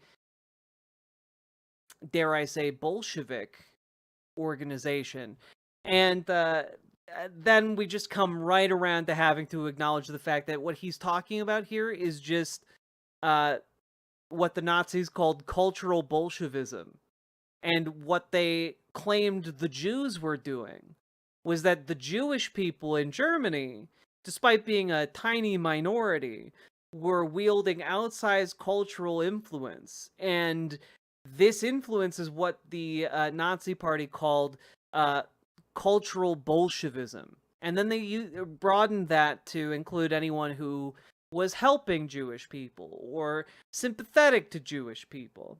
And, it expanded from there. Now, obviously, after Nazi Germany was done, they had to move on.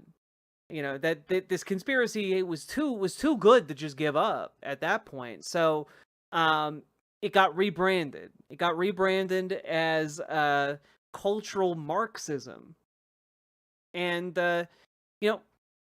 got used during the Red Scare, and then came back into fashion relatively recently with the ratcheting up of rhetoric against LGBTQ people and,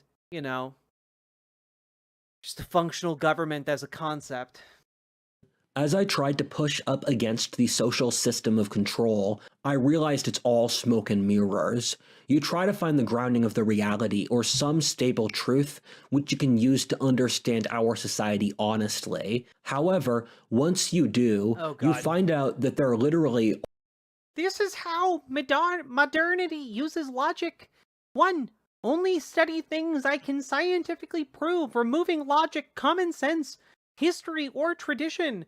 Now, I just want to throw out there that if you can prove something scientifically, that necessitates the use of logic. Like, the scientific method relies upon the application of logic. And if your common sense is not in line with logic, then it's just flawed intuition. And, again, science does take history into account, as well as tradition into account, when studying history or tradition, but otherwise, that history and tradition need to be borne out through the the application of logic and the scientific method. Like, this number one is just absolutely batshit, does not make any sense. 2. I will only study things I want to see and blackball research for things I don't want to know. Okay, number one, there have been people who have always decided what in the realm of scientific inquiry is going to be studied versus what is not going to be studied, because there's a finite amount of money to spend on scientific research. Like, research takes a ton of money. There's a reason why we spend, upteen bajillion dollars on researching nuclear fusion versus researching, the perfect way to do underwater basket weaving at 3 miles below the ocean surface.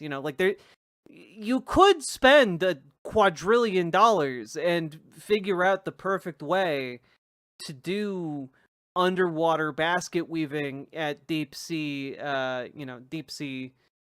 conditions, but one has more applicable value to our society than the other, in terms of if we get this nuclear fusion thing, we solve all of our energy problems forever. Versus, that's a whole lot of infrastructure to build baskets underwater. And one of those things is going to have a better funding pitch than another. It's not modernity is only studying things that they want to see and blackballing research that they don't want to know. It's just that, this...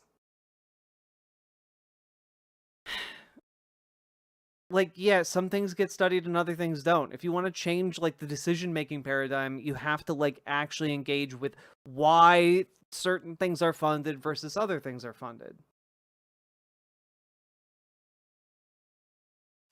3. I will self-servingly make definitions to deny any parts of reality I don't like. Humans control reality. This means you can make up literally anything. Which is really funny to read in the Jordan Peterson voice, because that's literally maybe one of the most Jordan Peterson things you could do. Making definitions to deny any parts of reality you don't like. That is Jordan Peterson to a T. Well, what does self-servingly mean? What does definitions mean? What do you mean by reality? What do you mean by like? It's just like, conservatives do this all the time. Rudyard fucking does this all the time. He's made up his entire system of like anthropological study, and it's absolutely batshit, right? Like it's just batshit.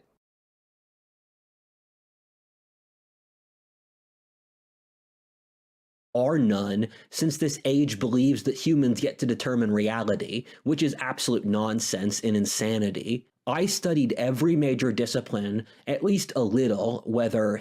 I mean, we get to determine our socially constructed reality, yeah.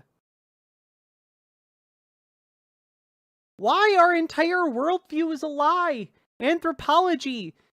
Oh wait, he already wrote this. We read this in the first part of the video. You aren't going to get me to do it twice. The last 20 years of conservative intelligentsia is literally a 90s classroom. Projection and dictionaries galore. It's true. It's true. Emphasis on the dick. God. Yeah, no, he thinks genetics determines your class in life. Like, your economic class is genetically determined. Like, he's just fucking nuts, dog. Oh yeah, he also thinks the CIA and the Soviet Union have proof of the spirit world, so just, you know, like, I don't know, maybe a lot of this is bullshit. History, biology, physics, anthropology, and religion to find out that when tested, modernity never provided arguments for what it believed. It just forced you what to believe after rationalizing why it wanted you to. Even so, the publicly stated opinion pushed by the government or academia is not even what the science says now, and these tend to be completely unequivocal beliefs in the science. Oh, God.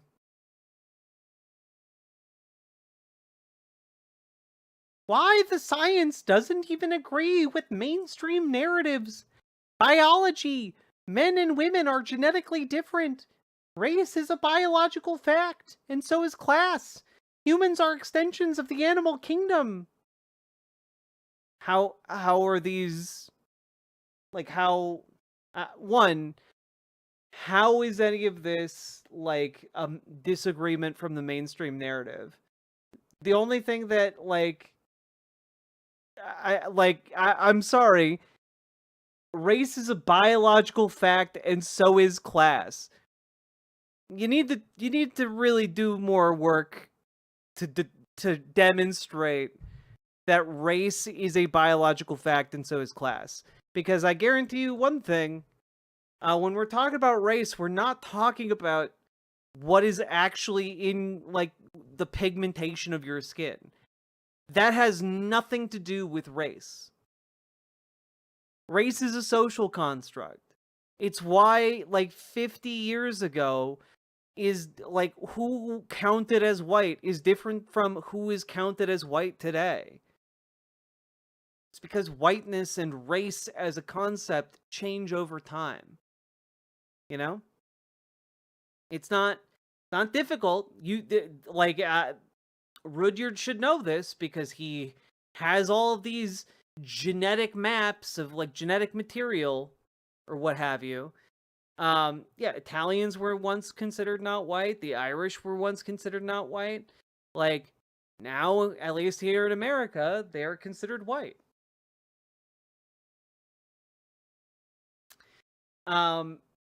but also, so race is not a biological fact. Class is also not a biological fact, especially considering, like, the entire premise of conservative America, that conservative Americans believe in, is that anyone, regardless of their station at birth, can work their way up to the top, right? And live the dream. Like, even under conservative ideology, like, that's the idea of class. And, like, that's unrelated to your biology. Men and women are genetically different. Well, men and women are socially constructed categories. Doesn't mean they're not real, doesn't mean they don't have utility or meaning in a day-to-day sense, but, like, males and females are genetically different would be a much more accurate thing to say, but even that isn't really fully accurate considering biology is much more complicated. If you acknowledge humans are extensions of the animal kingdom, then you have to acknowledge that there is a wide degree of genetic diversity within the human like organism, right? Like, there is a large degree of variation that can happen due to, you know, your genetics, due to your environmental factors, due to, you know, just different random activations of genetic structures. Like, a lot of things can happen. Human beings are complicated. Women are ribs, of course. Oh, God. Physics! We've already disproved materialism and atom-to-atom movement being the predominant paradigm. Physics now believes that consciousness controls reality, which opens the door to the spiritual and the mystic. And I don't think that physics now believes that, or that physicists now believe that whatsoever. This has not been at all established, and it seems to me like a very, very, very silly misread of quantum physics. You know, quantum mechanics be confusing as hell, but, like, if someone is trying to use that to tell you that, like, consciousness is controlling reality and that spiritual realms exist, like, you know, they're kind of full of shit. Economics! No serious economists back the Marxist materialist paradigm. Free market principles won decades ago. You know, if that were the case, then we wouldn't be facing a crisis in capitalism right now on a global scale. You know, but, you know, whatever, you can keep thinking that. Time will prove us right. Oh, God, what is this? Sake Tanuki, thank you for the 2 tier 1 subs. What have you said? They're about to execute us when a rebel officer sees one of our passports and shouts, "Wait, these aren't whites. They're Italians." Indeed. You like, literally, a perfect example, Sake. Thank you very much. That was from a documentary, by the way, from 1966.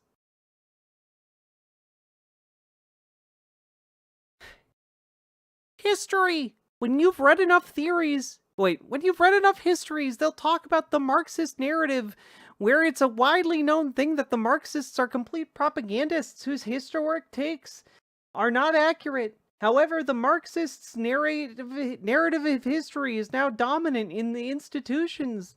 Again, because he believes that an evil cabal of Marxists is controlling the world in order to destroy Western civilization for some reason. Just for some reason. Question modernity. That again, this is just like the cultural Bolshevism, like cultural panic that he's trying to stir up here. that's not cool. It's the same mechanism that's being used to Good night, control Darker. us. It's like everyone agreed to some sort of social game without having explained it to my demographic.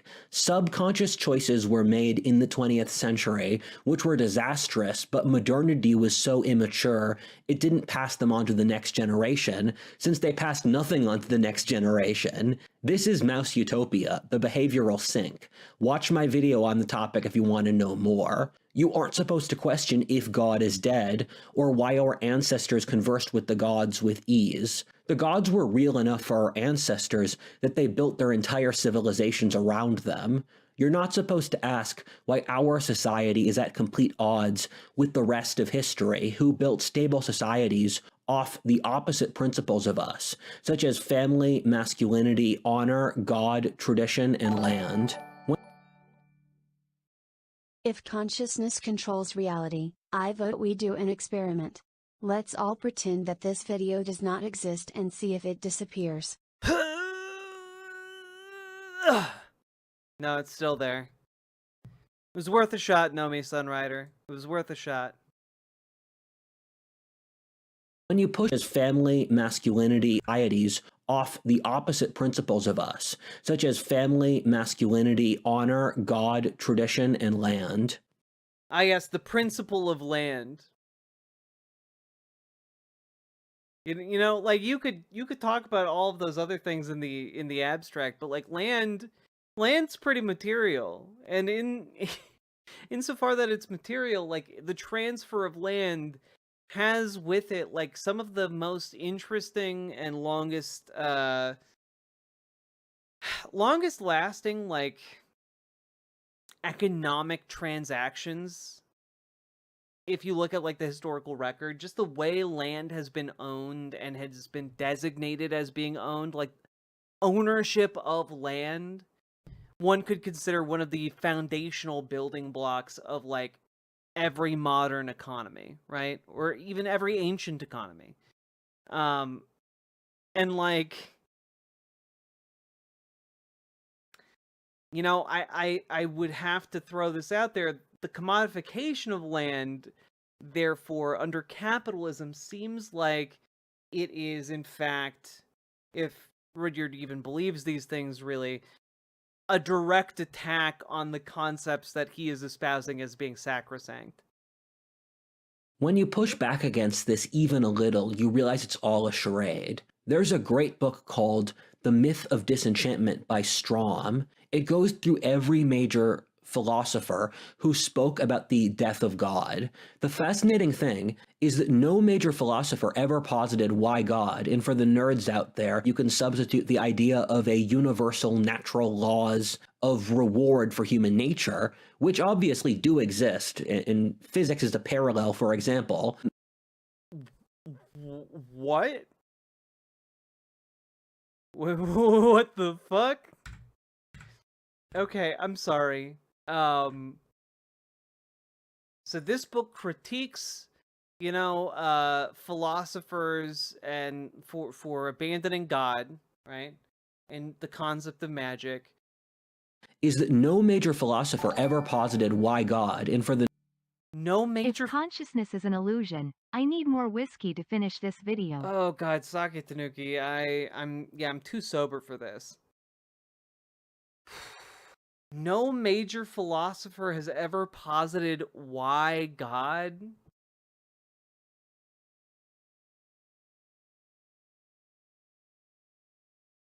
I feel like that's every major philosopher. Like every major philosopher at some point investigates God as like a question within their philosophical frameworks. I don't think there's a single philosopher that has ever existed that hasn't engaged with that particular topic. Nerds out there, you can substitute the idea of a universal natural laws of reward for human nature, which obviously do exist. Okay, so in case you don't want to engage with the concept of God, many have posited how God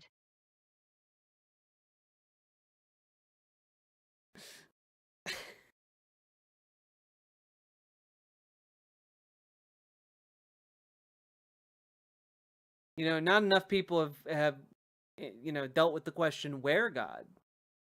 Where God? Except for one Captain James Tiberius Kirk, who found where God, and then asked, what does God need with the starship? Profound, really. That philosopher, James T. Kirk.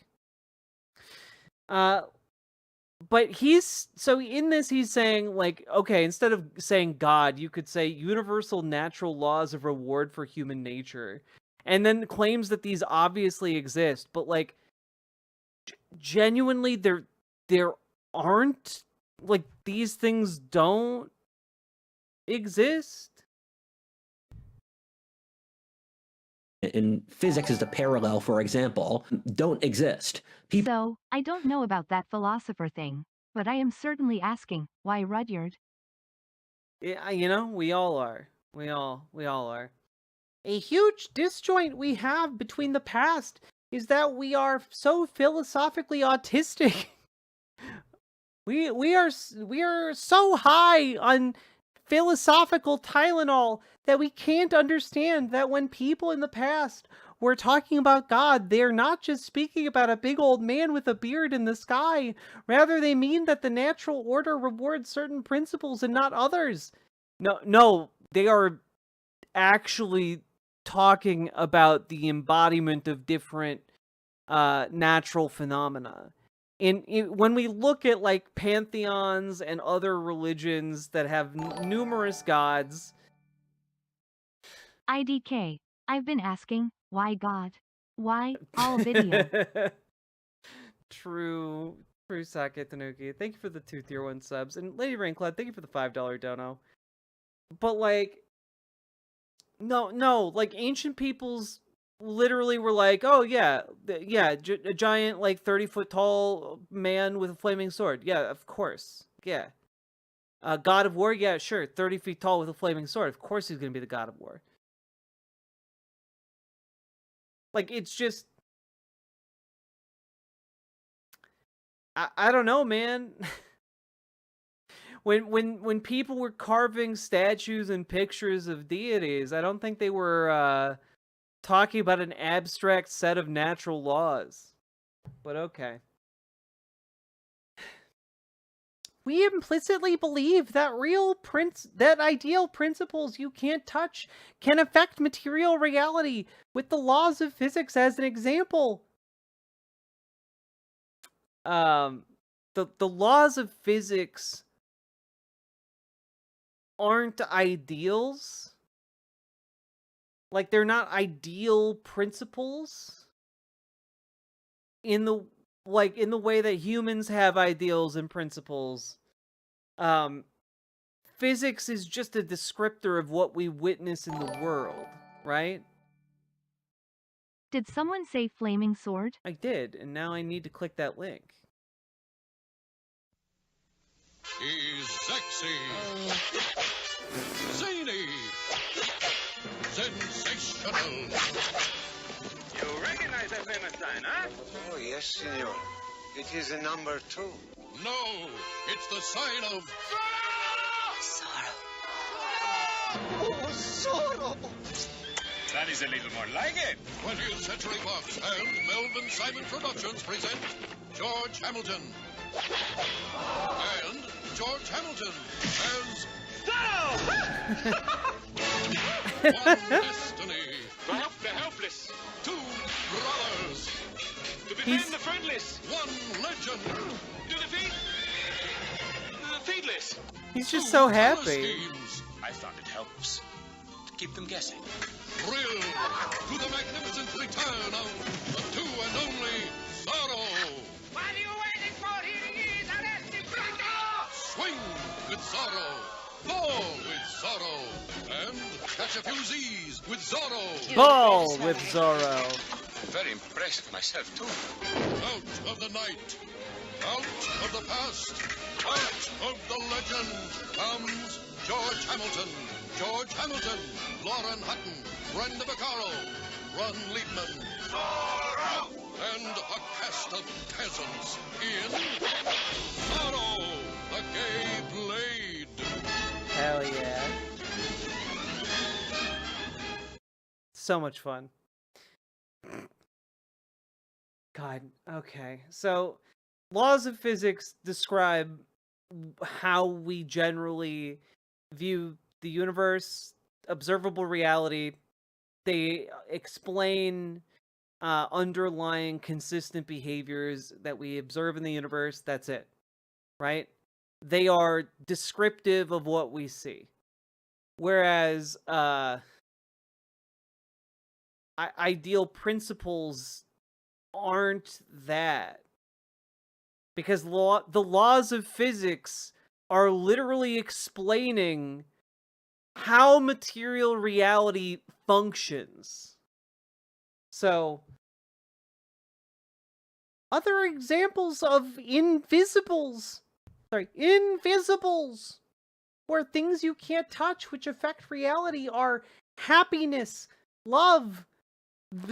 Okay, well, one, happiness, you can't touch it, but you are feeling it, and this feels really basic to point out, but like if you're feeling something, that's something happening in your brain. A lot of conservatives have this idea that like what you feel is not is like unrelated to your physical form, right? Like what you feel is in some sense what your soul experiences, and when you're feeling something, you're experiencing it with your soul, man. But the reality is, and we know this because we can like strap a monitor onto your brain and see it light up, your brain is doing things when you feel happy. That is, your existence is in the brain. It's right here. It's right up here in this thing. Okay? Like, you can argue to a lesser extent, like, you know, our nervous system it extends throughout our entire bodies, whatever. But, like, primarily you're up here. So, when you're happy, that's a part of material reality, right? Love, similarly, also part of material reality, you know? The nation, that's a social construct. That is something that we have all collectively decided to honor and act as if it's real. And that is something that, when we're talking about a socially constructed thing, all of us collectively acting as if it's real makes it real. Because we act as if it's real. Right? This is not an example of like invisible principles that can't affect that like affecting material reality. That this is just ideas. And I guess if you think ideas, and oh man, maybe oh man, I'm getting into dangerous territory, because like there's a possibility that Rudyard does believe that ideas are spiritual rather than like, you know, things you put together in this brain pan of yours and then communicate and get other people to understand in their brain pans. Like, instead, he probably thinks an idea is like a spiritual thing that gets like thrown across the like the you know the spiritual ether and lands inside of your spirit receptors or something. Like we're in some truly Looney Tunes shit. Okay? Or meaning. And meaning is just your brain working. Your brain is a device to derive meaning. Like your brain's primary function is to create associations. Those associations take on meaning in a sufficiently complicated brain. All right? Like, meaning is profound and interesting and like an advanced creature ability. And like these are just material facts. Hey. Kiss him joke. Gold even only has value because we have all agreed it does. I mean, it's got utility, sure, but the value is far greater than its inherent utility. True. And like, sure, is its value related to its scarcity? Sure, but like, there are other things that are scarce that like we don't similarly value. We value it because it's convenient to value it. For like a list of reasons that we're not going to get into right now.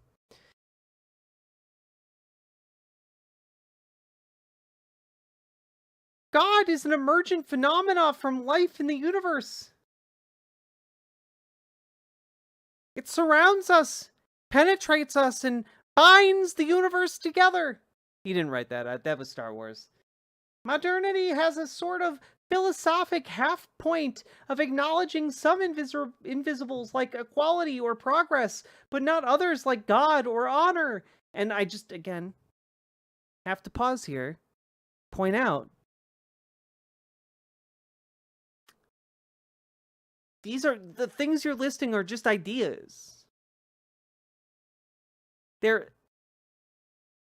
These aren't invisible things that affect reality. They are things that we conceive of and then enact in the world. These are not supernatural in origin. Any of them. Honor, not supernatural. Explicable. God, not supernatural. Explicable. You know, like at the very least, you can come to a non-supernatural and explicable type of God, right? Like it just, oh man, this is a whole bucket of worms. Meanwhile, when the peoples of the past were talking about the will of God, they meant the simulation rewarded certain behaviors, but not others. I don't think the people of the past were talking about a simulation, bud. I don't think that was it. I don't think that was it. If having humility and love makes you happy and is a good strategy, that means the universe is rewarding you for it, thus making those behaviors the will of the universe or God. Again, let's just like run with this slightly, okay? If having humility and love makes you happy and is a good strategy, that means the universe is rewarding you for it.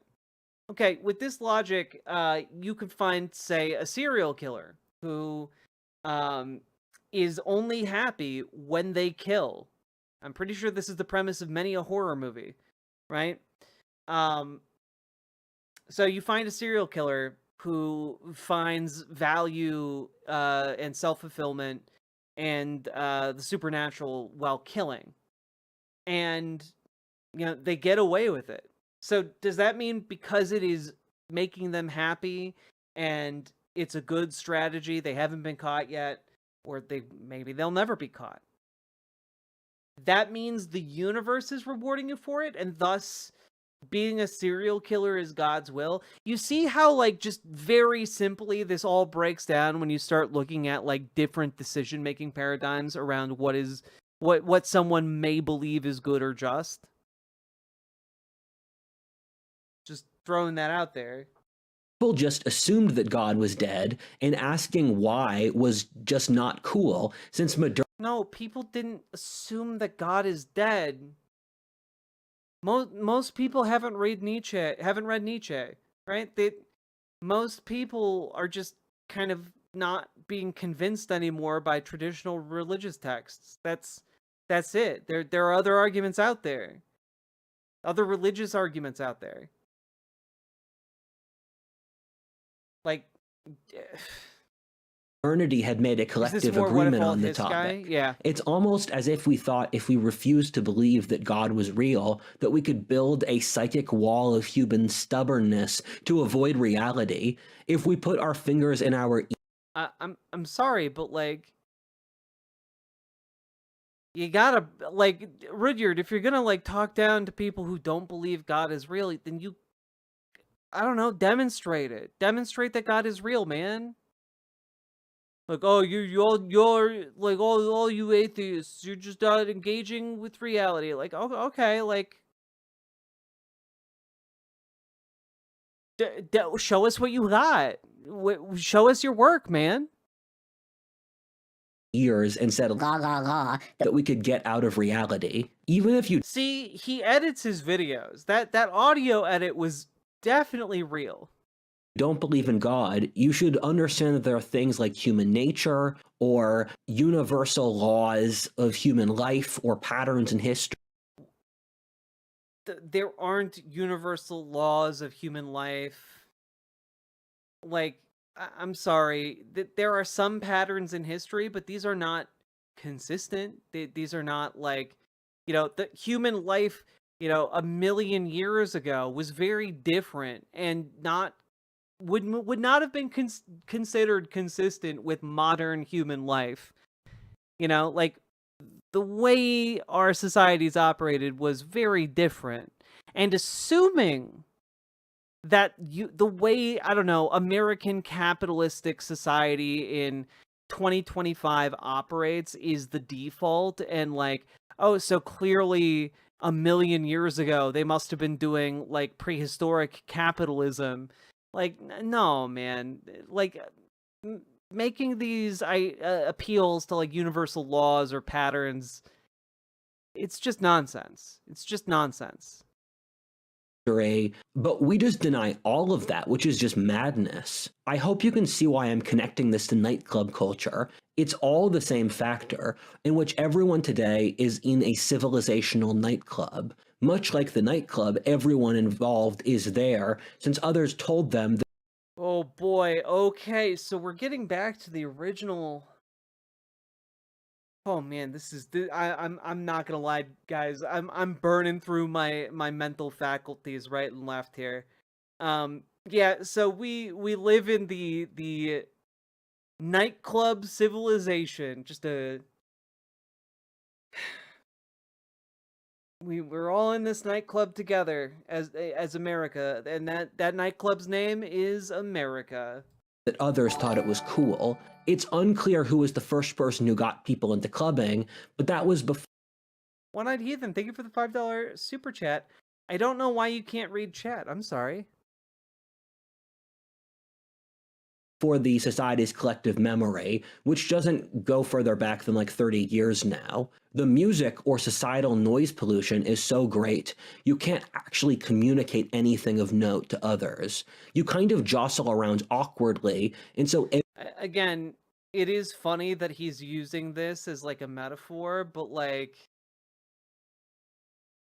his original metaphor, his original story about clubbing just so profoundly misunderstands nightclubs that it makes his attempt to make it a metaphor Paleo-conservatives very are trying funny. to kick people out of their ape no state. God. Joe Rogan swinging through the trees, trying to pick a fight with the silverback gorilla and just instantly being crushed into a billion pieces. I would not put it past paleo-conservatives to actually try and implement an ape no state, though. Just as a heads up, I can't wait to see it. It'd be like what Jane Goodall did, but like, exponentially stupider. Everyone involved is cringe. People are so insensate, they've kind of stopped doing anything since the noise is too loud. This is our society. We're all in the club getting ripped off for cover fees and drinks, since we think we might meet our future wife. But we won't, even if we... But we won't. Well, one, that's quitter talk, Rudyard. Okay? Two, if you're going to the club to, like, meet ladies, it's, like, the worst place to meet ladies. Like, you go to the club to, like, get a little tipsy and, like, swish your booty around and, like, wear some drippy clothes, okay? And, like, you go with some friends so you have, like, backup and you're safe. And, like, that's that's it. You know, if somebody takes a liking to you, you're not going to have an in-depth conversation at a club, but you could get their number and then like text them later. You could get their number and like go out on a date sometime. Like, yeah, you might not be able to talk a lot, but like body language and the ability to write things down help a lot. And, you know, if you have a little bit of riz to go along with it, sure, yeah. Where should we go to meet ladies? The library, like an animal? Yeah, library's a great place to meet ladies. Or like a coffee shop, or just like, I don't know, like go on walks, go to the gym, like meet someone cool at your gym. But like the important thing is, if you're doing any of these activities, like approach people as a friend and like look to make connections with them as friends. And then if you wind up liking each other, like ask them out on an actual date. And if they say no, that's too bad. But also, hey, you still got a really cool friend, and don't be a fucking weirdo about it. You know, like that's what maybe one of the hardest lessons for me to have learned was just like, be cool and like be okay being friends with people that you were interested in dating. It's honestly one of the most valuable skills you can have, because folks, I mean this sincerely, there's almost nothing as cool as somebody who is able to put themselves out there and ask someone out on a date and then be chill as fuck about getting a no. Be chill as fuck about getting a no, and like be capable of continuing to be friends. You know? Because you actually value the friendship.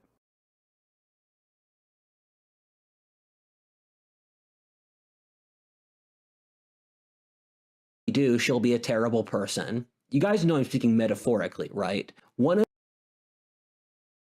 I don't know. I think you went back to talking about the actual clubbing experience. One of the things that always shocks me is how easy men are to manipulate using sexual shaming. You can get men to do nigh anything, even for the slightest hint that they're sexually inadequate. If you criticize the system, you're called an incel or a loser, even if it makes zero sense in your context, like you're married or you're successful. And even if you're not talking about... Yeah, but like if you're married or successful, like don't sound like an incel loser. You know, like I don't know, like if you're what if you're married and like have successful friendships with people, why adopt incel talking points and rhetoric? Anything even remotely sexual. You criticize the economy, you're a loser who should just work harder. You criticize the religion, you should just go to church more until you learn to like it. You don't like school, well, you should just shut up and do what the teacher says. I find it disgusting. A decade ago, the entire culture was supposedly about authenticity. A decade ago, when you were 13 years old? The movies and music would constantly talk about the importance of authenticity, but then those very same people years later fell into lockstep with one of the most brutal and nihilistic tyrannies ever in human history. I can't forgive that the baby boomers talked about freedom in their youth and then became totalitarians in their old age. Just a brief story here. I remember I really want him to elaborate on what he thinks was totalitarian about the baby boomers and what, you know, what the, I'm sorry, fell for the... into lockstep with one of the most brutal and nihilistic tyrannies ever in human history. What, like, yeah, please tell me more. What do you mean? What is it? I've been watching this entire video. Like, what is this brutal, nihilistic tyranny ever? Most brutal. Ever. In human history. Explain more. But instead, you just kind of move past that, don't you? I can't forgive that the baby boomers talked about freedom in their youth and then became totalitarians in their old age. Just a brief story here. I remember one of my buddies invited me to what he said was one of the most prestigious nightclubs in New York. I waited in line and paid a cover charge I'm not proud of, but I was richer back then than now. cries. Then I enter.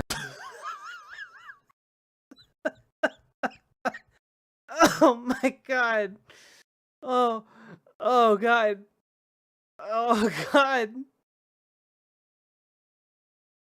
Why would you read that in? Why would you read that into the script? Laugh emoji. Laugh emoji. Laugh cry emoji. And it was worse than a random pub I'd go to. The music was super loud, none of the girls were that attractive, and everyone seemed super high strung. I got drunk and started roasting the people around me. When they were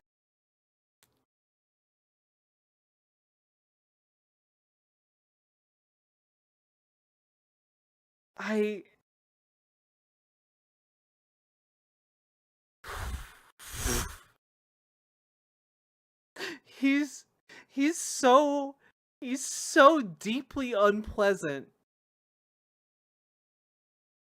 He's so deeply unpleasant.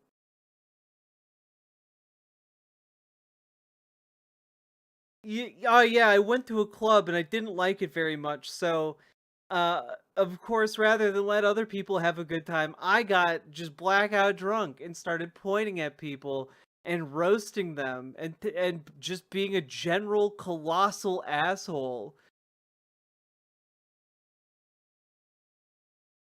were about to put up a disco ball, I climbed up the ladder before they could, and they pulled me off.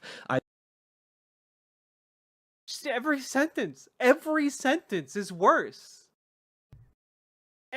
Every sentence is fucking worse. Virillion, thank you for the $5 Australian. He saw them trying to put up a disco ball at a party, and he climbed up the ladder to stop them. Like, is he like some kind of anti-partying gremlin type creature? Like, what is happening here? That escalated quickly. Yeah, they pulled him off. I then laughed and walked 10 blocks home drunk. This is Yeah, the problem here isn't the people who are minding their own business, having fun, like dancing and like getting tipsy to loud music. They're not the problem here, bud. You came into their space, made fun of them like an asshole, and then you tried to literally stop them from having like their party. You tried to stop them from hanging up a disco ball, one of the most inoffensive, like, decorations imaginable. I'm shocked, actually. Like, I'm not that shocked, but, like, why would you admit any of this? why I'm saying I think nightclubs suck. You're not allowed to say it in our This is why I'm saying nightclubs suck, because I sucked in a nightclub, and not in the fun way. culture, since everyone is trying to pretend to be cool. You can... Dog, you can say that nightclubs suck. You can say... You can say that nightclubs suck. Are you playing this whole thing tonight? No, we're gonna go until part 2 is done, because I can't do... We've been going for like an hour and a half on just this. If we finish this, it's gonna be like another like 3 hours, and I gotta get up in like 4 hours. You know, I'm operating on like 3 hours of sleep. But like, even if you wouldn't have fun in a club, right? You're going out there, you're not gonna have fun.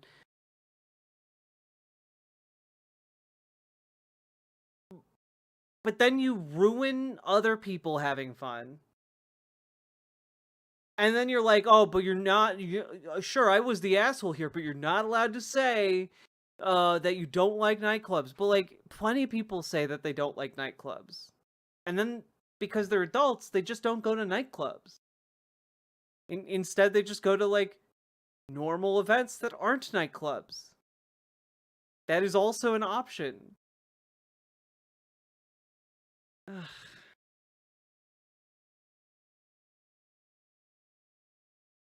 God.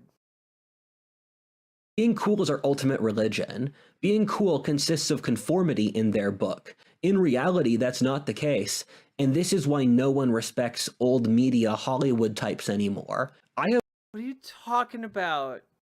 Also, it's really easy to be cool. It's really fucking easy to be cool. It's not difficult. Guys, you want to know how to be cool as fuck? You just embrace the things you like, unabashedly and sincerely. That's how you manage to be cool. Oh, you like leather jackets? Wear the fuck out of a leather jacket. You like dressing extra? Dress extra. You don't want to dress extra? You want to wear stuff that's super fucking comfy? Like, just wear that. Wear the comfiest thing you can imagine, and like figure out how it all goes together in ever more comfy and visually pleasing ways. And guess what? You can be cool as fuck regardless of whether you're wearing like cavernous sweatpants or like a cool like goth leather look. Like you can make anything cool. You just have to like be into it. Like, the thing that people just don't tell you about being cool is that, like, being cool is just giving a shit. You give a shit. You have to care about stuff to be cool. Like, you have to care about your hair. You have to care about how you look and present yourself. You have to care about the topics you talk about. You have to care about the things you do with your life. You have to just fucking care. And then you have to, like, follow that up by acting like you care. You don't even have to give a shit about the right things. You know, like, I've seen people rant about, like, ants. And you want to know something? Those people who can rant about ants, they're cool. They're cool as fuck. I love learning new ant facts. Okay? Like, you wanna wear just like,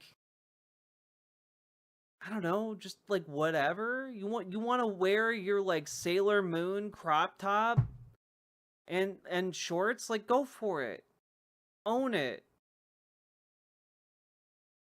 I don't know, like the coolest people I've ever known are just people who give a shit and then just like care about their presentation. You know, like that's it. You're giving him too much credit. I'm not saying he is doing these things. Nah, later in Cloud, you're cool as fuck.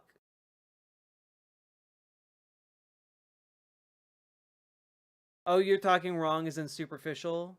Yeah, that's fair.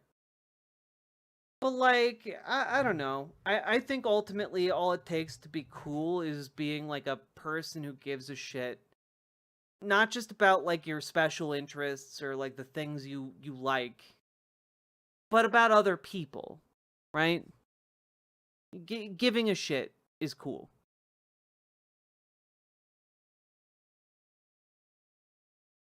I just got my home trainer bicycle. I want to lose weight and finally get in shape, and your talk about caring about things hits hard. Hell yeah, Noxie. Like, yeah, you know, I have struggled with how to present myself for a very long time. You know, it kind of goes with the trans experience, I think. But like, I don't know, I feel good when I give a shit and when I try. And like sometimes like you might give a shit and like your look doesn't come together, or like you aren't able to properly articulate yourself in a conversation, but like giving a shit and trying are some of the coolest fucking things on the planet. You know? People respect other people who care and who try. And frankly, anyone who doesn't isn't worth your time.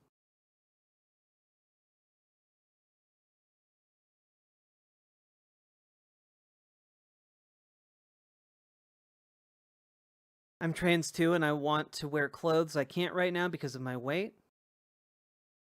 And like, then that's a great goal. It's a great goal. exercising for yourself because it makes you feel good is like the number one thing to do. Like, you got to be true to yourself at the end of the day. Yeah. Sorry, this rant is kind of petering out. Let's go back to this. I have no interest in being cool. I don't care. You shouldn't either. I mean, I don't think you should try to be cool for the sake of being cool, because I don't think being cool is like an end goal in and of itself. It is a byproduct. Coolness is a byproduct of just giving a shit and trying your best. And like, yeah, the fact that this man constantly preempts people who are gonna laugh at him and make fun of him kind of indicates that he cares a lot. The way to be respected is to be proud of who you are and your accomplishments, and to try your best in the context. This is another heads up too, which I'm surprised people don't talk about. Partying is only fun when it's with people you care about. If you're drinking with your close friends, you will already have a lot of shared ties and vibe with. Life is about people, and the people you're going with matter as much as the journey. If you want... Yeah, if you're going alone to a club, it's gonna suck. Yes, I was assuming you're going to the club with your friends. That would actually explain an awful lot about just like how he's a big time party pooper, dickweed. People to be happy, which is borne out very strongly from the anthropological data, you should cultivate deep relationships. This is Astral Sea Star asks, can I send a link for a Google Doc that has a great list of plus-size femme clothes? You can post it on the Discord. There are a number of different channels in the Discord where you could post that. The strongest single variable for human happiness, according to the science, and is partly why, alongside religion, the scientifically second... Wait, I thought happiness wasn't something that could be empirically, scientifically measured. You literally made an appeal to it earlier as one of the invisibles of like essentially like a spiritual idea, like influencing the material world. Oh god. Most important variable for happiness is why people in the past lived in poverty, but they were happier than people today by any metric you'd pick. I see all these young guys try to live the Andrew Tate lifestyle, and I'm like, bro, you're a white guy from Indiana. This isn't right for you. I think men should try to attain mastery, responsibility, and power. I also fully support guys getting rich and getting laid. As I like to say, you're gonna die anyway, so it's better to die rich than poor. However, you should use the great men of Western history as role models, not degenerates on Instagram. This whole... Holy shit, dog. Yeah, folks. Look, you shouldn't be like an Andrew Tate type. You should be like a Lord Byron type. Like, come on, guys. Like, get with the program. You should be one of the great men of history. Be more like Winston Churchill. You know, cause a famine on the other side of the world. Like, come on. Be more like one of the great men of history. Lifestyle of obsession with social media status, which I think has destroyed the minds of so... He does in fact make it very hard to like him, Void Critter. He's doing his damnedest to make himself as unlikable as possible. So many young people, especially women, will just come across as so cringe in the future. If you want to be cringe, please... Only about 10% of the population likes history, and it's hard to make friends unless you're rich or preppy. What? I don't think that's true, but also, even if that's true, like, 10% of the population of America is still like 30 million people. Like, even if you grant that, like, that's 30 million people. That's not a small number of people.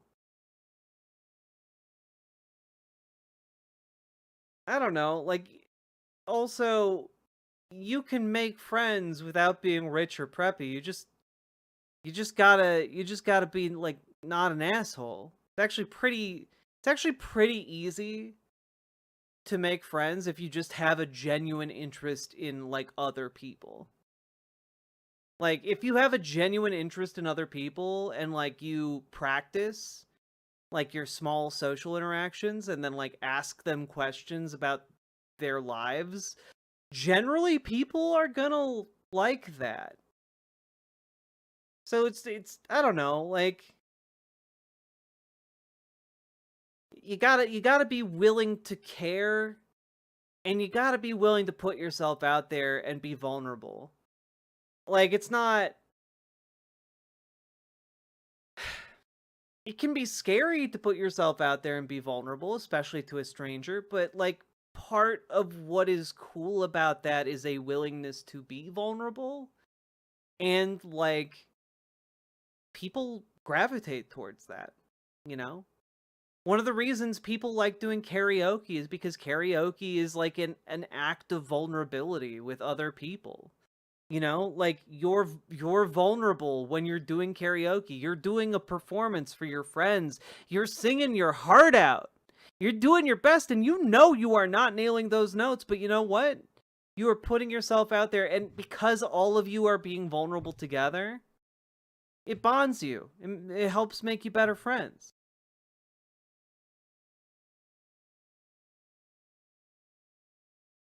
Just you know, you just got to be willing to like put yourself out there, and you also have to be willing to like get hurt, because it's not gonna work out every time. But if you understand that like being hurt in a social interaction isn't the end of the world, and you can just try again with someone else on a new day, like, well, there are a lot of people in the world, like, and you get better and better at it the more you try.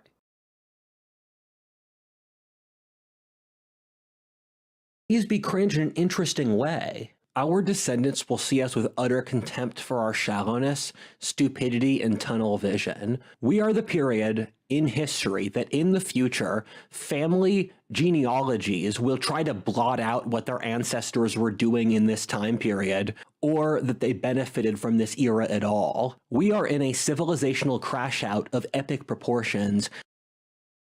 Oh, okay, so yeah, clubbing proves that civilization is dying. All right.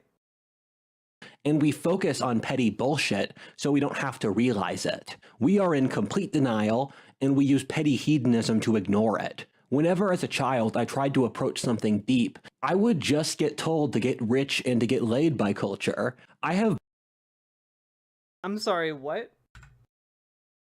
Something deep. I would petty hedonism to ignore it. Whenever as a child I tried to approach something deep, Whenever as a child I tried to approach something deep, just get told to get rich and to get laid by culture. I would get told to get rich or get laid by culture. Okay, in this situation, you're approaching something deep. What does that mean? What does that mean? Who is culture?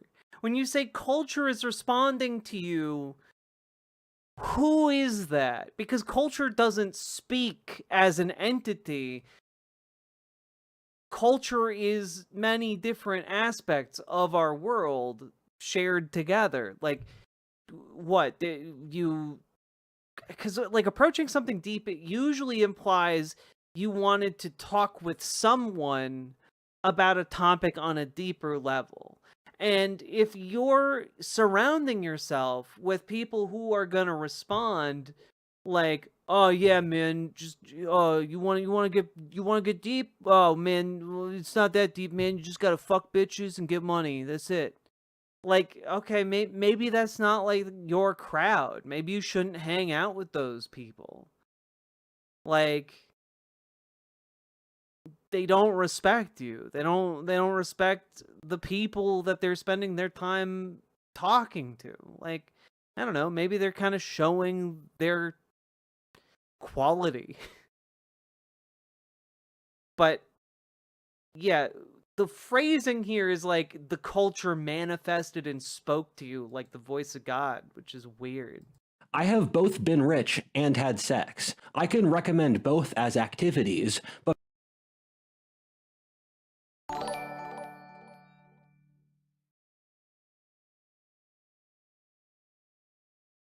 Oh, Verlian, thank you for the $5 Australian. Down with the symbol of the decline of today's culture, the disco ball, huh? Indeed. I have both been rich and had sex. I can recommend both as activities.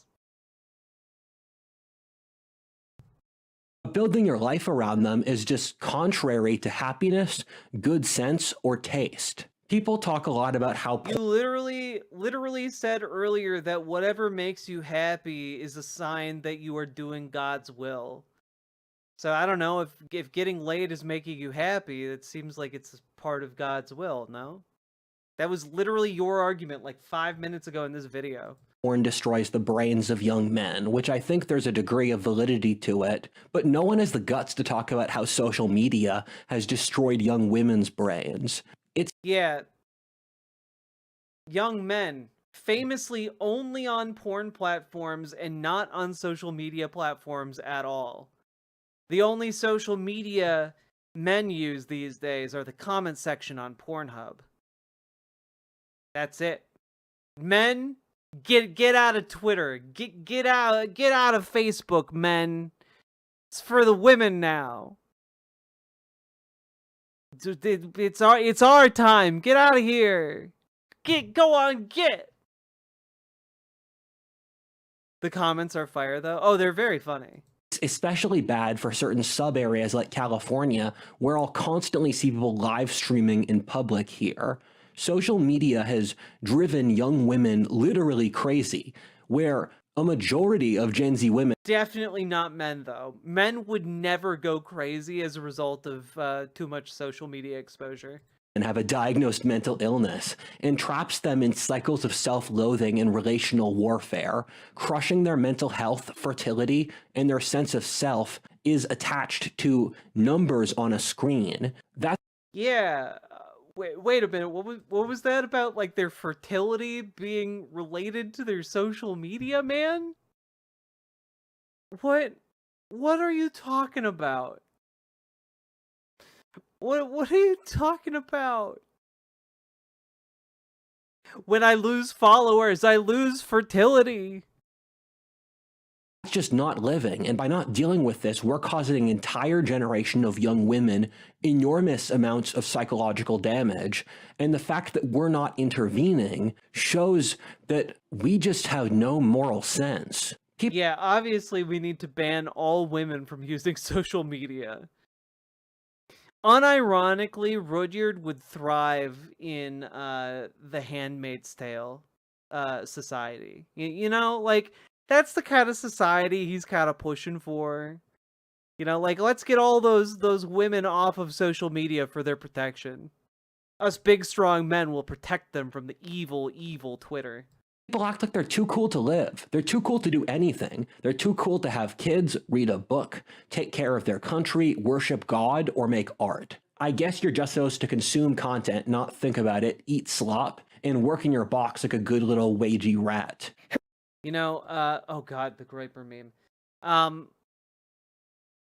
Yeah, you know, since you're all so well trained in today's culture, remember to like, comment, and subscribe on this video. And if you're enjoying it, consider dropping those subs, donos, memberships, and super chats, folks, because you guys make this show possible. Couldn't do it without you fine folks. And your support genuinely means the world to me. I love that I get to do this all the time. Though right now, this at this particular moment, I am regrets. I have regrets. I am become regrets. Who's a good wagey? Who's a good wagey? Oh yes, you are. Oh yes. This is beneath you. You're a human. Jesus. He did a voice. What the fuck? not think about it, eat slop, and work in your box like a good little wagey rat. Who's a good wagey? Who's a good wagey? Oh, yes, you are. Oh, yes. This is beneath you. You're a human, so act like it. You're not too cool for human life since you're a human. What's wrong with you people? Part 3, the crowd. Oh, boy. Okay, we ended that segment.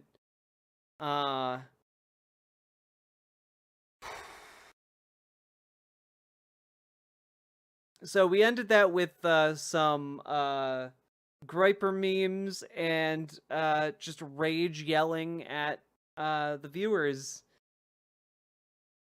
to live like a human.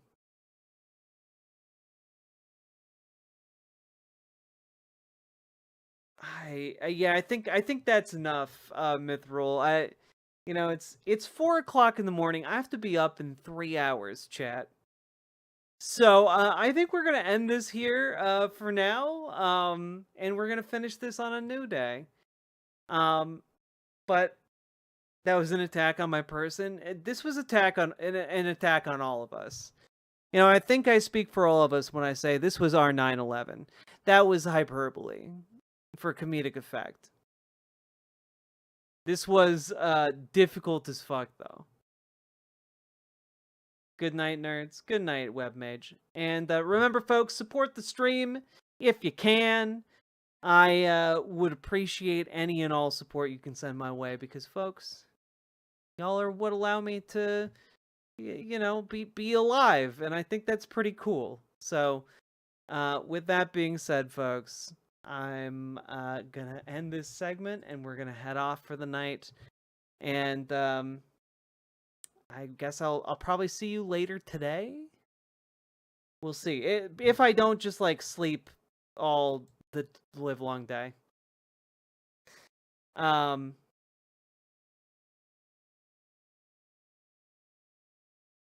Anyway.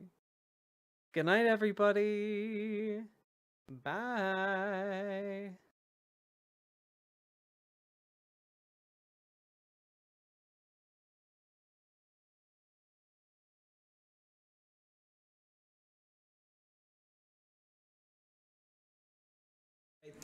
These are Woody Guthrie's words. He wrote this song in around 1950. Fred Trump was Woody's landlord, and U.S. Elevator put some music to it. It's called Old Man Trump. I suppose old man Trump knows just how much racial hate he's stirred in the blood pot of all those human hearts when he drawed that color line down here at his Beach Haven Family Project. Beach Haven ain't my home. I just can't pay this rent. My money's down the drain and my soul is badly bent. Beach Haven is Trump Tower where no black folk to go. I said no, old man Trump. Beach Haven ain't my home. I'm yelling out a welcome to you and your man both, welcoming you to live here at Beach Haven, to love in any way you please and have some kind of decent place to raise your kids up in. Beach Haven ain't my home. I just can't pay this rent. My money's down the drain and my soul is badly bent. Beach Haven ain't my home. I just can't pay this rent. My money's down the drain and my soul is badly bent. Beach Haven is Trump Tower where no black folk could go. I said no, man Trump. Beach Haven ain't my home. Oh no, man Trump. Beach Haven